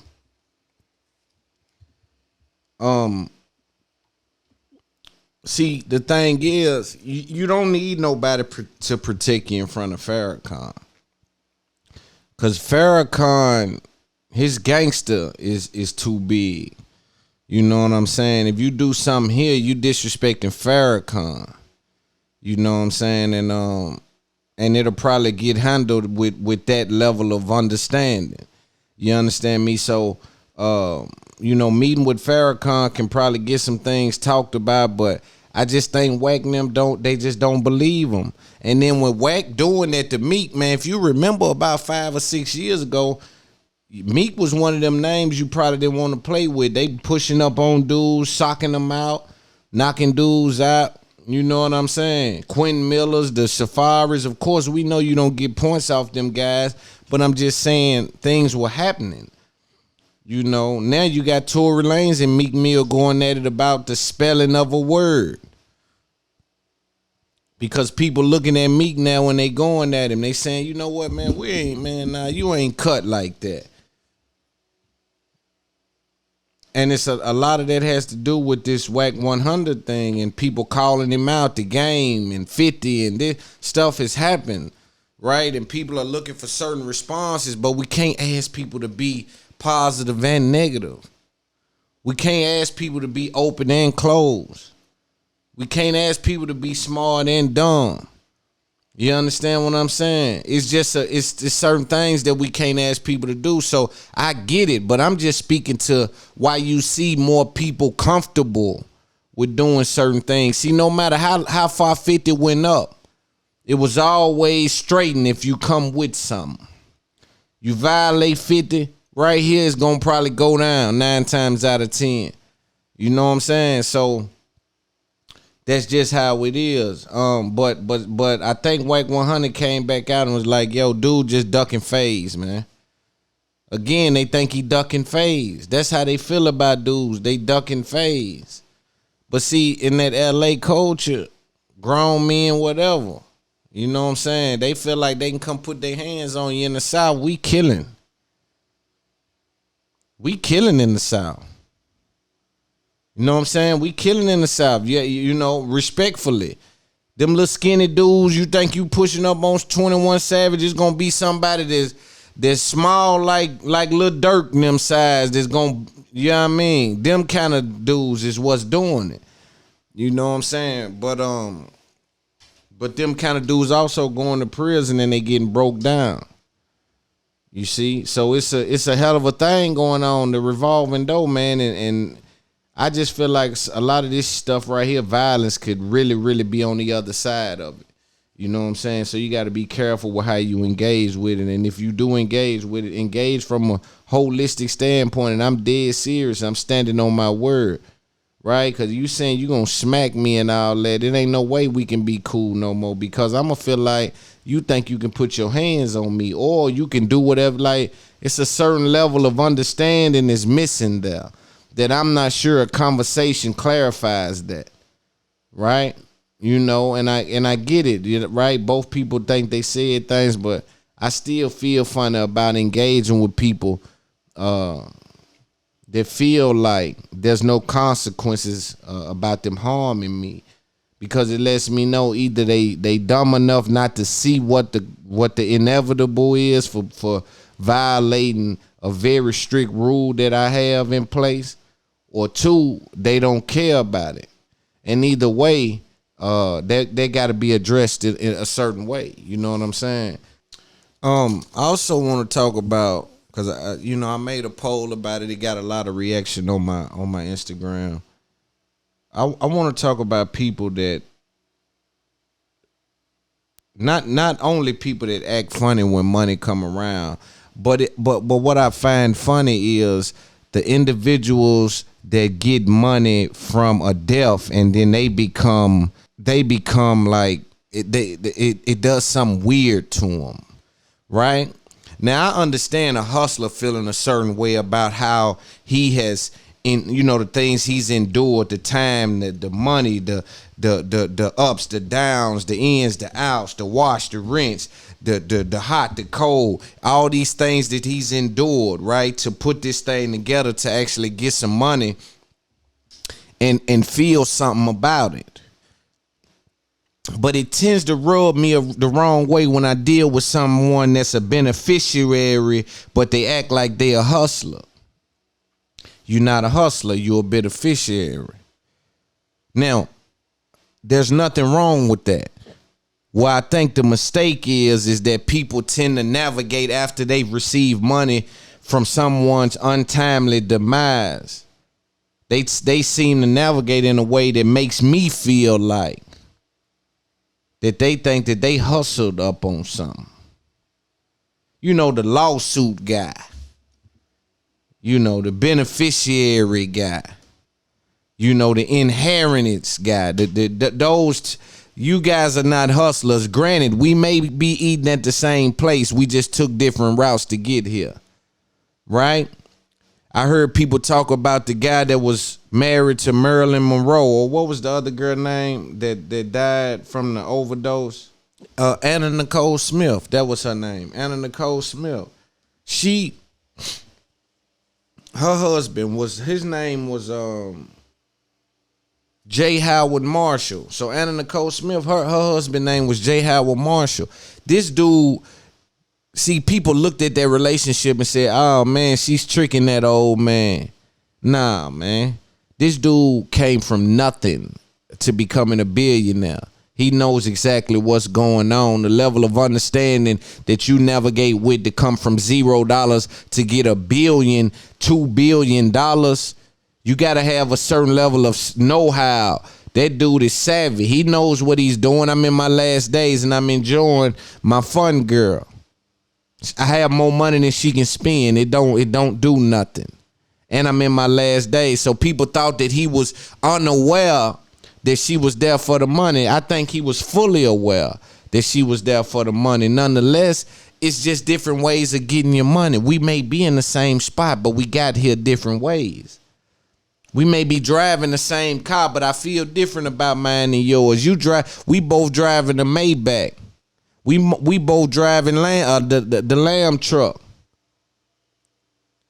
But I got mine off the independent grind. That's your label's vehicle that they may take in the next year. It's a lease. See, it's a difference between something gave to you and you actually having it. There's a difference between you have something given to you and you actually have it. You understand? Because you can be given something that you don't have.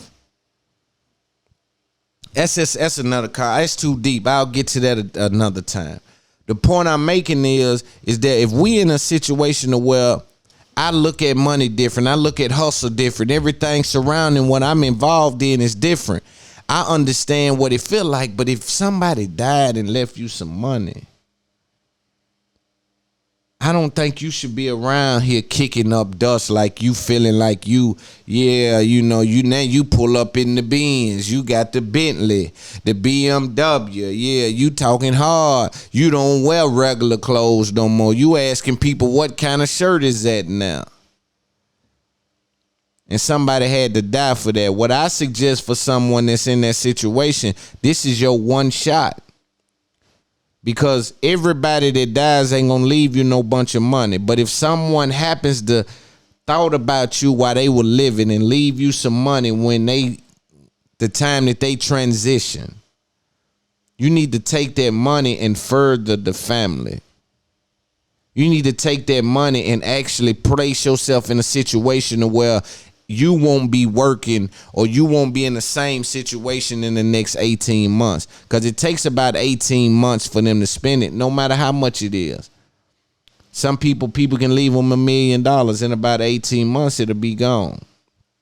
Some people get 200,000, in about 18 months it'll be gone. You get 50,000. You know, it depends, but around that 18-month mark, you can really get a clear indication of who you're dealing with in regards to what they're gonna do with their finances. But I think some of y'all that before somebody died, you didn't have 3 weeks worth of underwear. And then now somebody died and they leave you some money and now you running around like you the hardest thing moving, or you may have received some sort of settlement. Now, I'm happy for you to get your money now. But I'm just saying, you know, I got to feel a little different about my 30 carats than you feel about yours. You know, it took me a little more to get mine, so I look at mine a little different. But the difference between me and you is if I fall down, I know how to pick it back up. You got to pray you never fall down because you got elevated without any information. And see, I'll never evacuate the mission. I understand that the information is where I got to get. And so even if I become some kind of way, I get 10 million, I got to figure out how to stay up on these millions. See, the game has changed now from what I got to what I need to know to keep what I have. You understand me? Because there's games being played on all levels of life. And it just depends on what level that you gonna tap into the game. You know, and for me, it's always gonna be paying attention and understanding. But you know, we're gonna dig deeper in that, and we're gonna have some people tap in about the beneficiary, the balling beneficiary.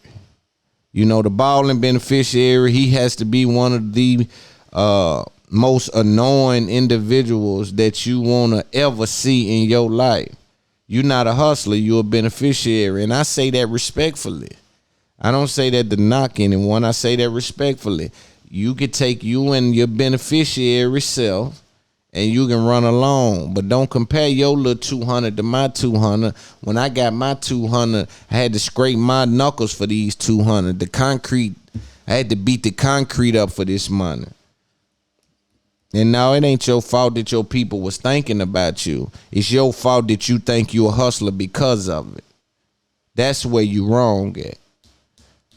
So, hey, man, be thankful you had good family people looking out for you and wanting you to, you know, have a head start at life if something ever happened to them. You know what I'm saying? Because I know people transition and they didn't leave enough money for the next month rent. So be proud about it. But don't overstep the boundaries and think you a hustler, man. And this message has been brought to you by FOGFO, and you already know what's going on with us. We the biggest in it. I also want to talk about relationships, man. I watched Nick Cannon, and after Nick Cannon was going on his cancer thing, and I spoke to him about some of his people not doing or saying things that I thought was instrumental in knowing that the support was real. You know, he said that a lot of people reached out to him. And the boys, the Wildin' Out boys, they did the right thing. Shout out to them boys, and they turned down the offer to keep the show going. Which is real, and I respect that. And that's why I said, like, I really, really got a lot of respect for that, because I felt bad when I didn't see nobody come. Like, yo, Nick put all these people on. Like, what is going on here? But Nick has been able to recover from it. He got his show back now. He's been able to be educated on some of the things he may have said and why they came off as hurtful to some people. And also he operates with a lot of information, which is a great thing, which is why he was even dancing in that realm to make that level of mistake. Is because what they were doing, if you don't remember, is they were somewhat breaking words down, and this word means that, and that means this, and this means that, and that turned into a situation that ultimately caused him to lose millions of dollars in opportunities. So here he's talking more so about relationships. As you know, if you don't know, Nick Cannon has been allegedly, because I don't know this to be truth, because no one is participating and I don't know, but he's been in a situation where they said he has had lupus, which is a disease that hits home to a lot of Americans, black people, women.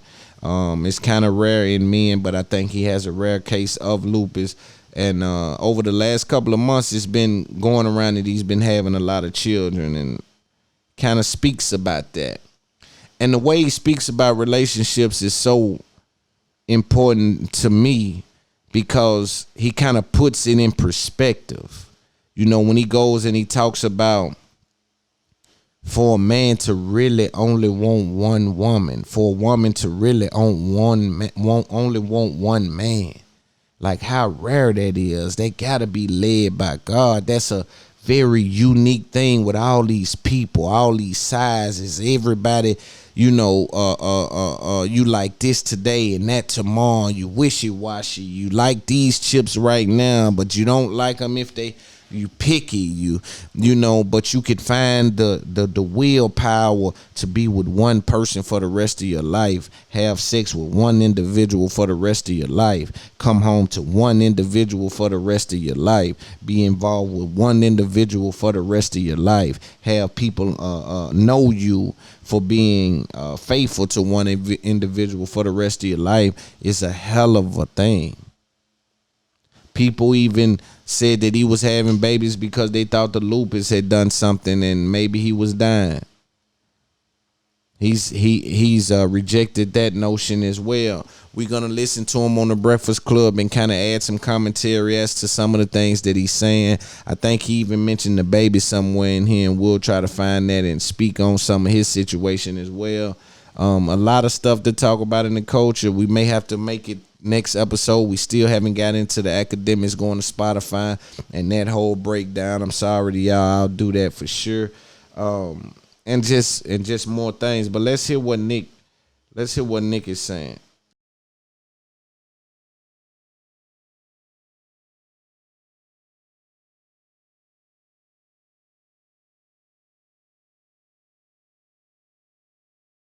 Where I know things happen. Hopefully I can continue to give you all your heart's desires, but it's going to be a point where that those chemicals ain't just. And so what he's speaking about right now is being with one woman. Like, how long can I keep you satisfied? How long can my go-to move be effective on you? You tell me if this team come out and run this same play up the middle every time.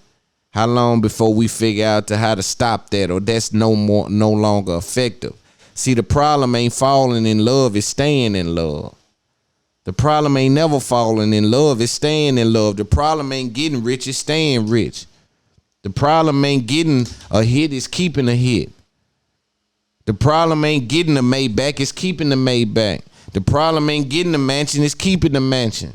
These are things. The problem ain't never getting it, it's keeping it. And see, this speaks to keeping your relationship. It's bigger than just getting it. Some people get it and they stop. I got him. Yes. I got her. Yes, we locked in.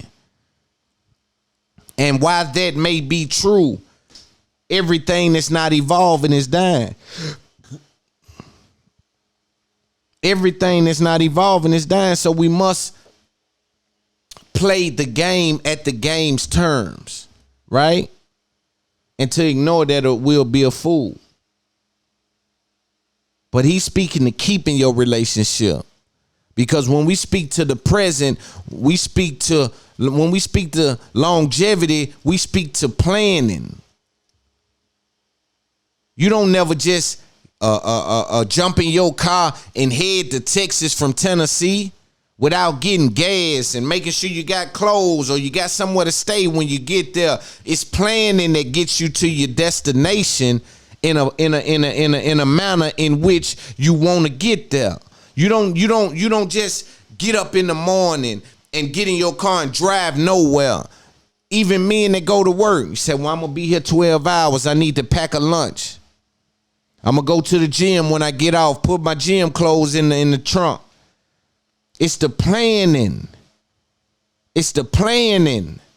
So you got to plan to make sure your relationships makes it to that final destination that everybody speaks to, but they got to be touched by God. I second that. Let's hear a little more. I can also be around women and not entertain sex. It gets rougher and rougher as I get older, though. And the reason I say that is because my imagination, right? I'm starting to look at individuals sometimes, and in my brain, I'm starting to think like, hey, she don't know how I give it up. She don't even got a clue. You know, even though I don't act on those things, sometimes I know they don't know what's going on with me. You know what I'm saying? A girl looked at me the other day and told me I was amazing. And I said to myself, she don't know I fuck good.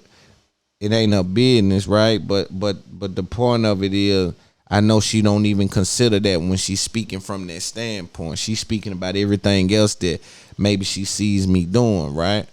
But yeah, but sex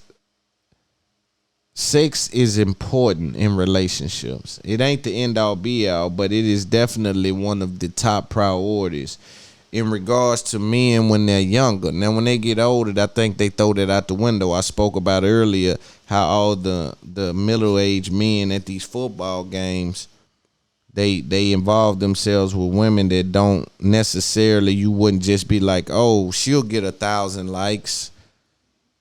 5,000 likes. Like, you don't consider those things with some of these individuals. People act like that getting married is like buying a car. You know, like you could just go in and, you know, let me get the red one with the red seats, and you know, in a couple of years later you can be like, I don't like the car no more. And maybe that is what it is, but that ain't what I was taught coming up, right? So it's interesting to see people dance around something that mama, grandmama and them made so important, and they dance around it with almost no seriousness, right? Married once, married twice, married again, married this person, like engaged, called it off, engaged, called it, like it's like that marriage thing, like sharing your soul with God in the middle of it like that, man, is, I just look at it different than a lot of people, you know what I mean? Let's keep going.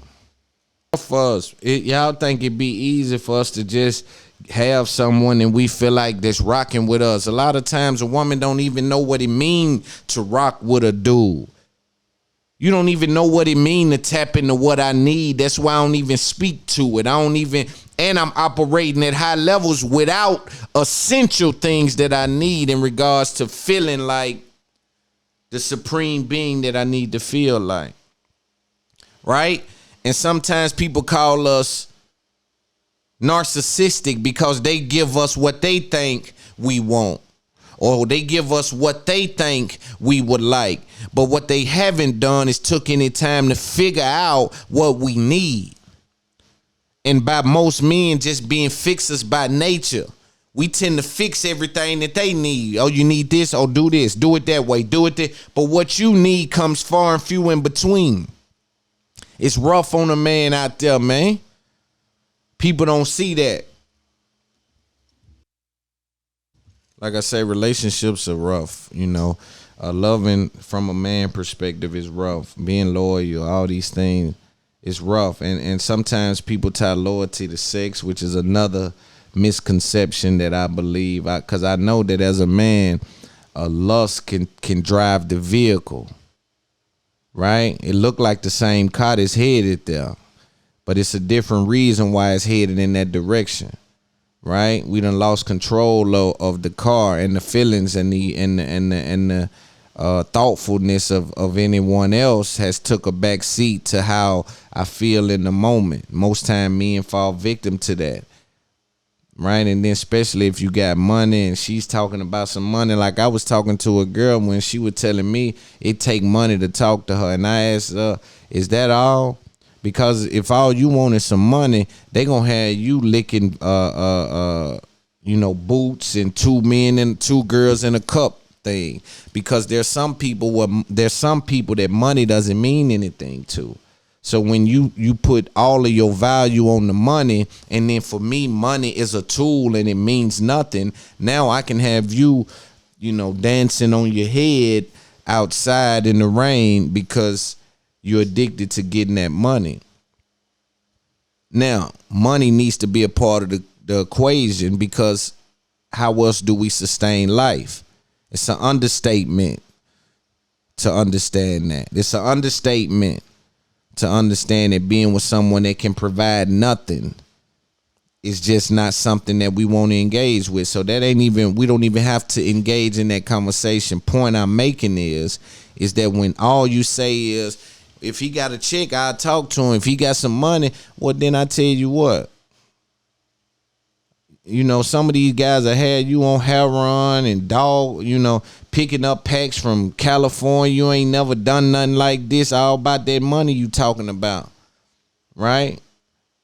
And it's an unfortunate situation. So I think you got to put more involved in things than just the money. And I'm speaking to people who, and that's something we're going to deal with on OnlyFans, because again, all those relationships from those women, almost all their relationships are transactional. So it's deep to speak to them about, hey, it's a thin line here. Now, some of those have clear boundaries, and I love them, and I need them to come speak up, because it's a misconception on women that work in strip clubs and women that work on OnlyFans and women that work in some of these different industries in which sex could be at the forefront. It's a misconception that they are easy or they are the people that you can just get. Yeah, it could. If they're for hire, that's one thing. What I'm saying is some of these people have very clear boundaries in regards to what it's gonna take for them to be involved in something with someone. I know some people that's nurses that you can hit them within the first hour, but I also know some nurses and things like that have clear boundaries as well. But what I'm saying is there's a misconception surrounding people that do sex work or OnlyFans or strip, or especially the stripper category, because some people that strip they don't have sex with anybody that spends money on them. 9 times out of 10, if the people that's talking about them even faded them and not on no bad energy, just on some trying to talk to them or take them on a date, they don't have what it takes to get them on a date. You see what I'm saying? Their boundaries and their standards are set in a different place. They deal with people every day, so they know how to block some of this stuff out. They know how to get rid of this unwanted energy. Sometimes when the girl who works at the call center and she don't see many people, and then some guy sees her with these tight pants on and he starts to, oh, how you doing, baby girl? You so beautiful. This stuff tingles her in a different way because she doesn't have to ever block that energy. And she receives that energy as love and as loving, as good intentions, when the intentions behind that can be driven by lust. And a lot of times it is driven by lust from the man perspective. When you see them approaching a woman, it's only physical. What else do I got to go off of? I saw you walk into a store. I saw you walk into a place. I looked at you and said, oh my goodness, I want to get to know her. Where you think that come from? I pass a lot of people every day that I look at that I don't want to get to know. Different people. You dig what I'm saying? So it ain't always, it ain't always gonna do that. It's gonna it's something that's causing you to do that. And a lot of times it's lust driving the vehicle. But before I get to that, right, I want to talk about Tory Lanez. So for those of you that may be unaware, not sure how, but if you are, I'll catch you up. Last year, Tory Lanez was involved in an alleged shooting of one of rap's biggest superstars and a beloved black woman, Megan Thee Stallion. This placed him under scrutiny as well as felony charges in the state of California. Since then, he's been able to get out on bond, and he's been able to weasel his way back into the game because people basically are saying, hey, there's no information showing us nothing.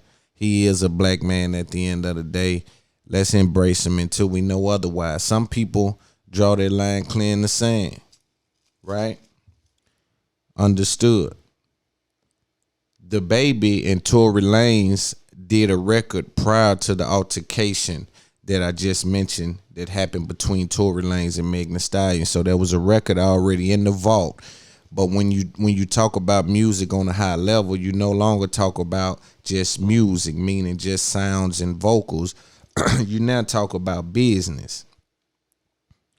The Baby has been in a situation where his ascension has been tied to a lot of people, right, that has records before that ascension. So there's red tape for people trying to get those records out. When this case was hot button, meaning it was fresh on the press, it just happened,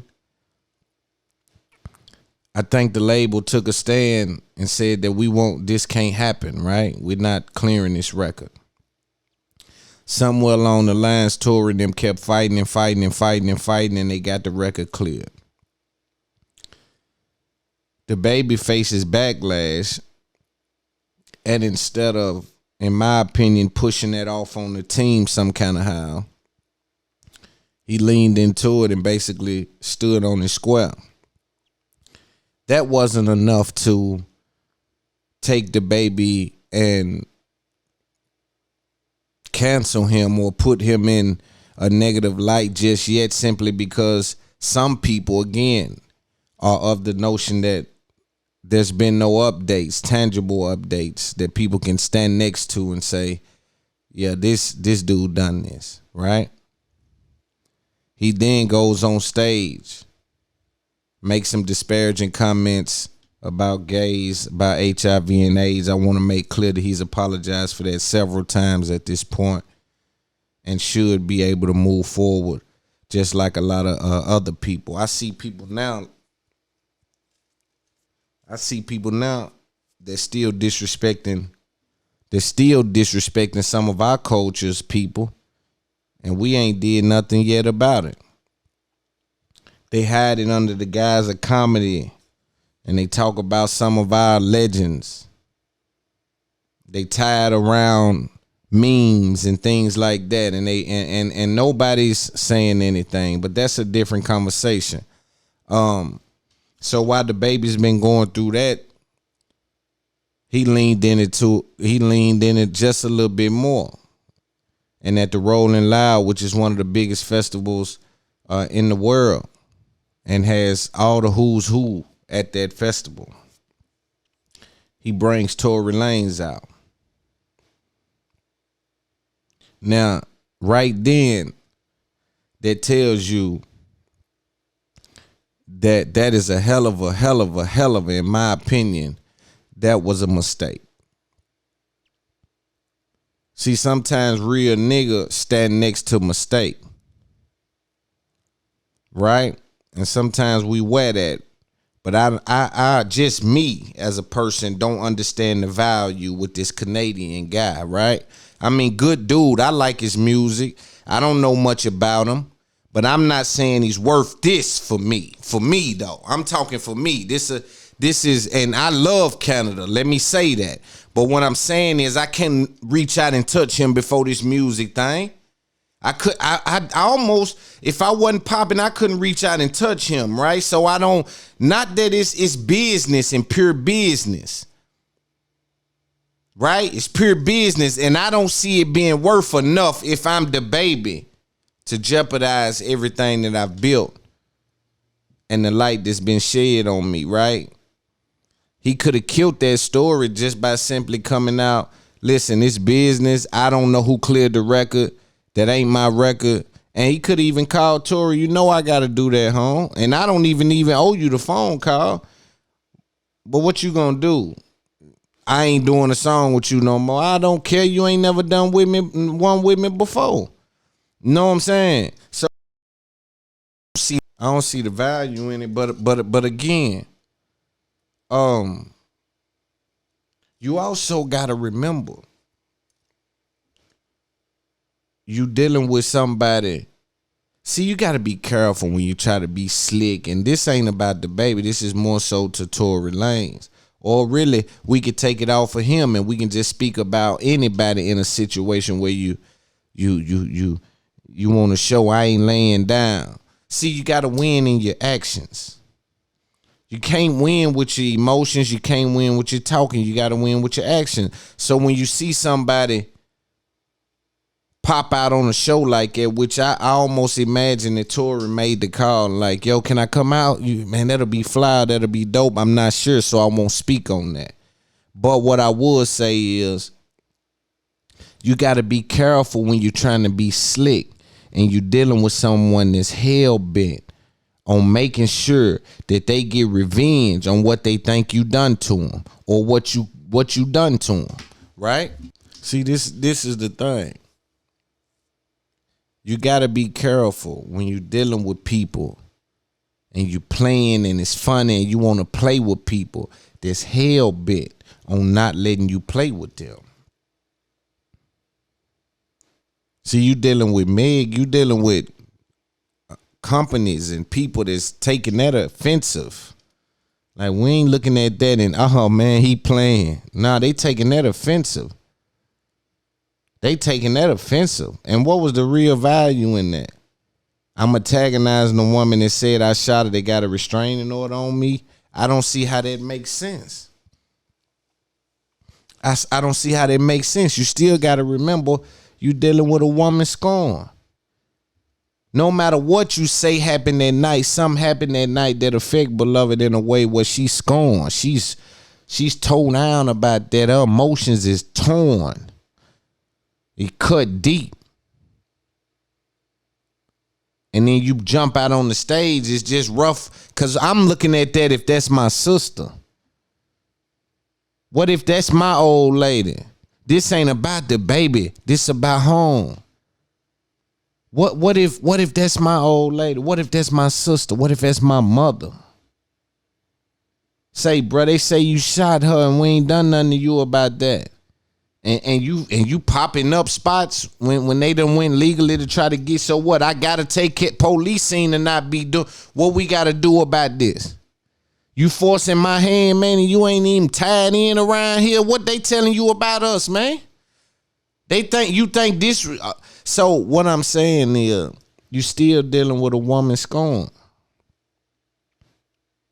You don't even know how that could affect beloved, right? Just for the fact of that, I don't want to do it. Say, man, I'll leave my woman right now if she go to crying and being scared around me and fearful, and man, I can't. That ain't energy I want to be around. I don't want to pop up and do music with that energy there. And I know I owe something to my fans, but my fans ain't here. They ain't said my name on the bill. Some of these people might be my fans by default just because they fans of music. Right? But I'm talking about a situation where my fans come there for me. That really ain't what the situation is, right? So you can't say you letting your fans down. It's almost like it can be received that way. So now the lawyers, prosecutors, whatever, they probably done received the call, and now we want to revoke his bond, man. What he doing, man? And of course they gonna say, well, he's working. He wasn't, but was he paid to be there? Was he? We don't know. They may have to set that up, but that's their business. But I'm more so looking at it, what if that's my sister? What if that's my old lady? If that's one of my people, we not playing like that. And we all rich. Man, we gonna start a war in here about this, man. This right here finna start a war. All the real ones in the back, like, let me turn up, man. Let's turn loose, man. He think it's a game. Let us baptize him about this, man. You know, and because everybody got money. Everybody want to stand favor. That's a real problem. When it's a bunch of generals that can go to war and they all got teams and money and ammunition and hiding spots and yeah, man, it's going bulletproof vests and grenade launchers and everybody got this. And one phone call, any address I see can get blew up. Not blew up, but shot up. In my town, I could have any address, any spot, anywhere. You see what I'm saying? So what I'm saying is these folks is millionaires. I know it's people want to gain favor with these people. It's people that want to say, you know what, man, bro, when I see them, I'm going at them. I'm crashing, bro. Man, it's people come to folks and man, I'm the crash out. You know, I'm the crash out, man. You know what I'm gonna do. You see what I'm saying? So it's just rough, but you can't play with a woman scorn. You can't play with people that's hell bent on you not playing with them. Cause I know when I say, boy, don't play with me, and I mean that, and you play, I know what that do to me. So we gotta really understand what be going on, man. When somebody tell you, hey, man, don't play with me, man. And they showing you in their actions, don't play with them. These people showing you they going to the police, they exercising all their rights. Like it ain't worth that. What a value at, man. Men gotta move by value. That's why I think this game gonna be rough for me.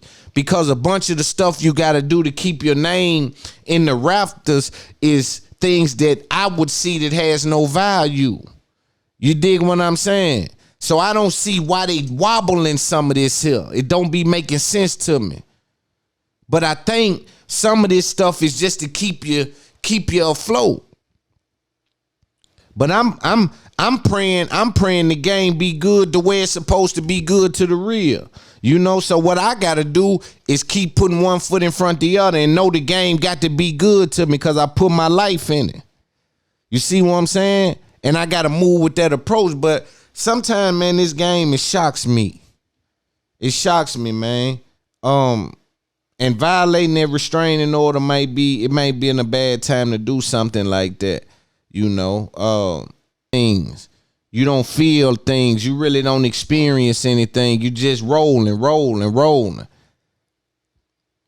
But see, I got to find time to find myself because you can run into these mistakes because you don't understand life yet. You ain't really peeping things and really risk assessment. You ain't putting no type of thought into it. You just reacting, just acting, just... I'm big dog. You gotta remain humble. You gotta stay grounded. This thing get bigger than what it look. And it always look bigger than what it is. See, it's a dangerous game to be in because it always look bigger than what it is, but it can get bigger than it look. You see what I'm saying? So how many people know how to navigate around something so complex as that? When they scream in your name, you can be broke. You see? Some people non-famous, rich, same game, same court. Just like the guys, it's a reason why you see the football player that don't make as much money as a LeBron James or the basketball player that don't make as much money as LeBron James, that when he played for the Lakers, he got to try to go get the Bentley too. Because everybody up here got the Bentley and the Lamb and he got to try to. You see what I'm saying? So it's all about perception, man, and how you looking at stuff. Matter of fact, let's talk about the Trap Boy Freddy and Mo 3 situation. It's another situation about somebody being hell-bent. They beef was so impactful on one another that amongst death, amongst losing each other, amongst being in situations where wars going on, they both celebrated each other's losses. So here we now deal with someone that continues to celebrate the loss of a man, right? And this is a part of what he says, and I'm gonna reach out to Trap and see if we want to have an interview. But this is a part of what he says, though, is this part of it. You know, because the kind of pain he felt at the hands of what may have been the situation was attached to tears that still right now flowing, right?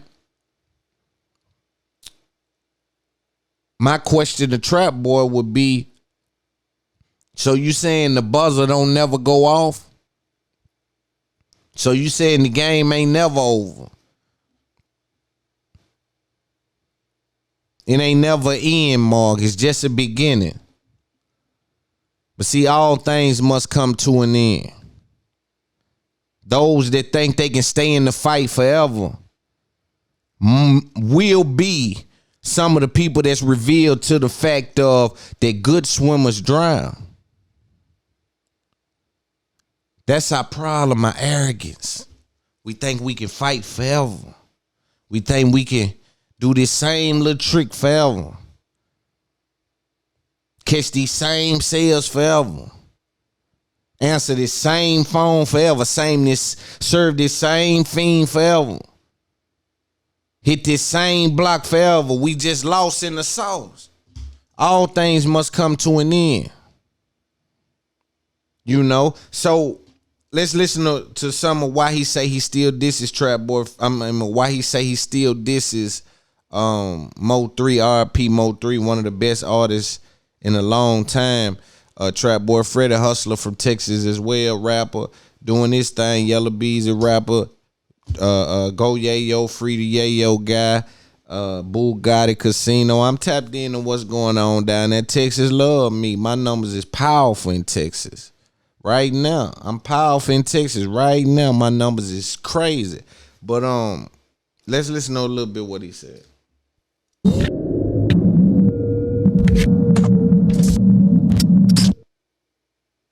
on this tape, Distractions, man, we're gonna talk about the elephant in the room, and you know, if you don't want to talk about it, we don't gotta talk about it. You released a song called Shirt. Yeah.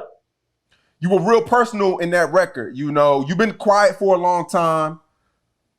You know, you've done your shit on Instagram, but you never really came out with an official track talking about certain things. You know, let's talk about that.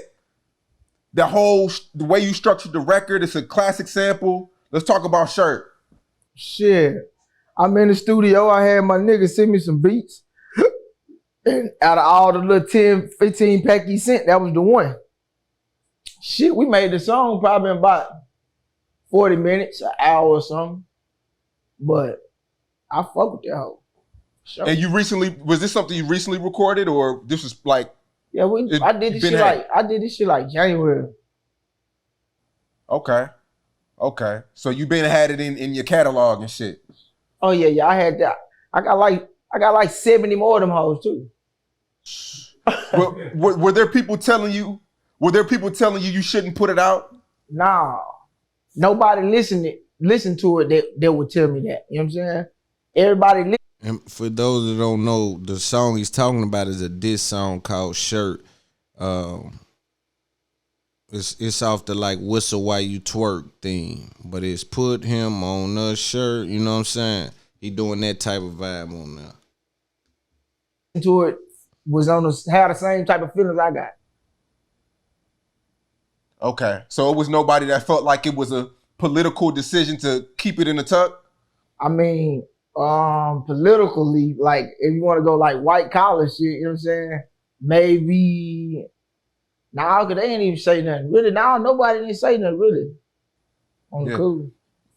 You know, when you released the record on Twitter, it was going crazy. On Instagram, it went crazy. Damn near 100,000 likes on Say Cheese. Your shit was going bananas. I was watching your shit. Your story was going crazy. But it was a divide. Some people felt like, most definitely.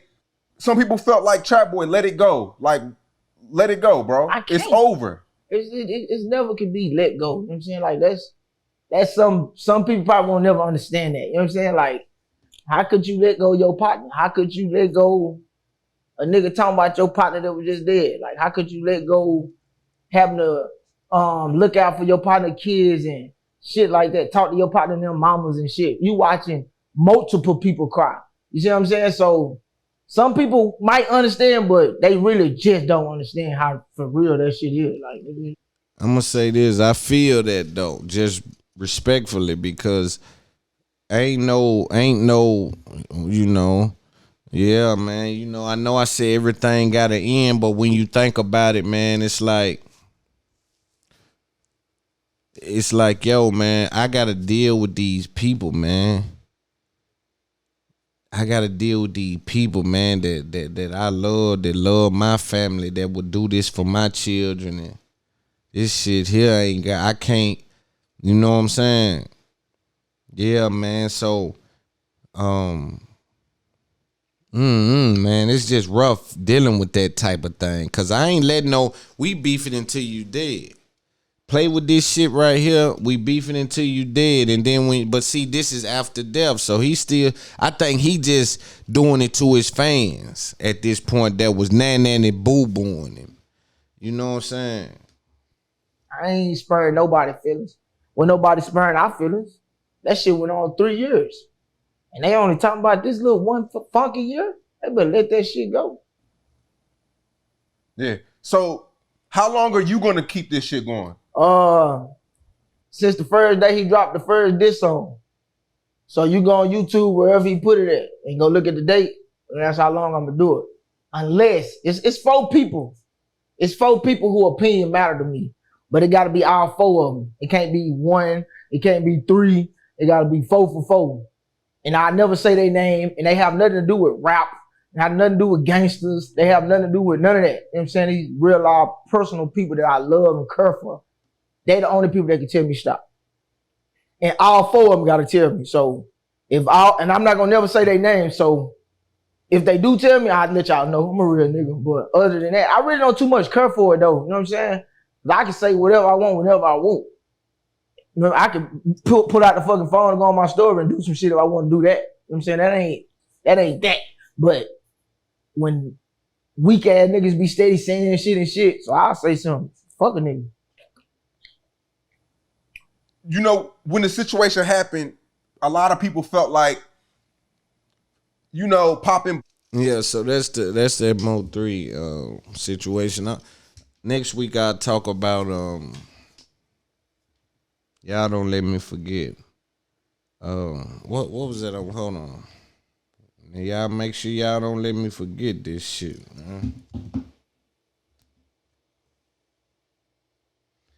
Yeah, man, but y'all don't let me forget to speak about that Meek Mill situation next week.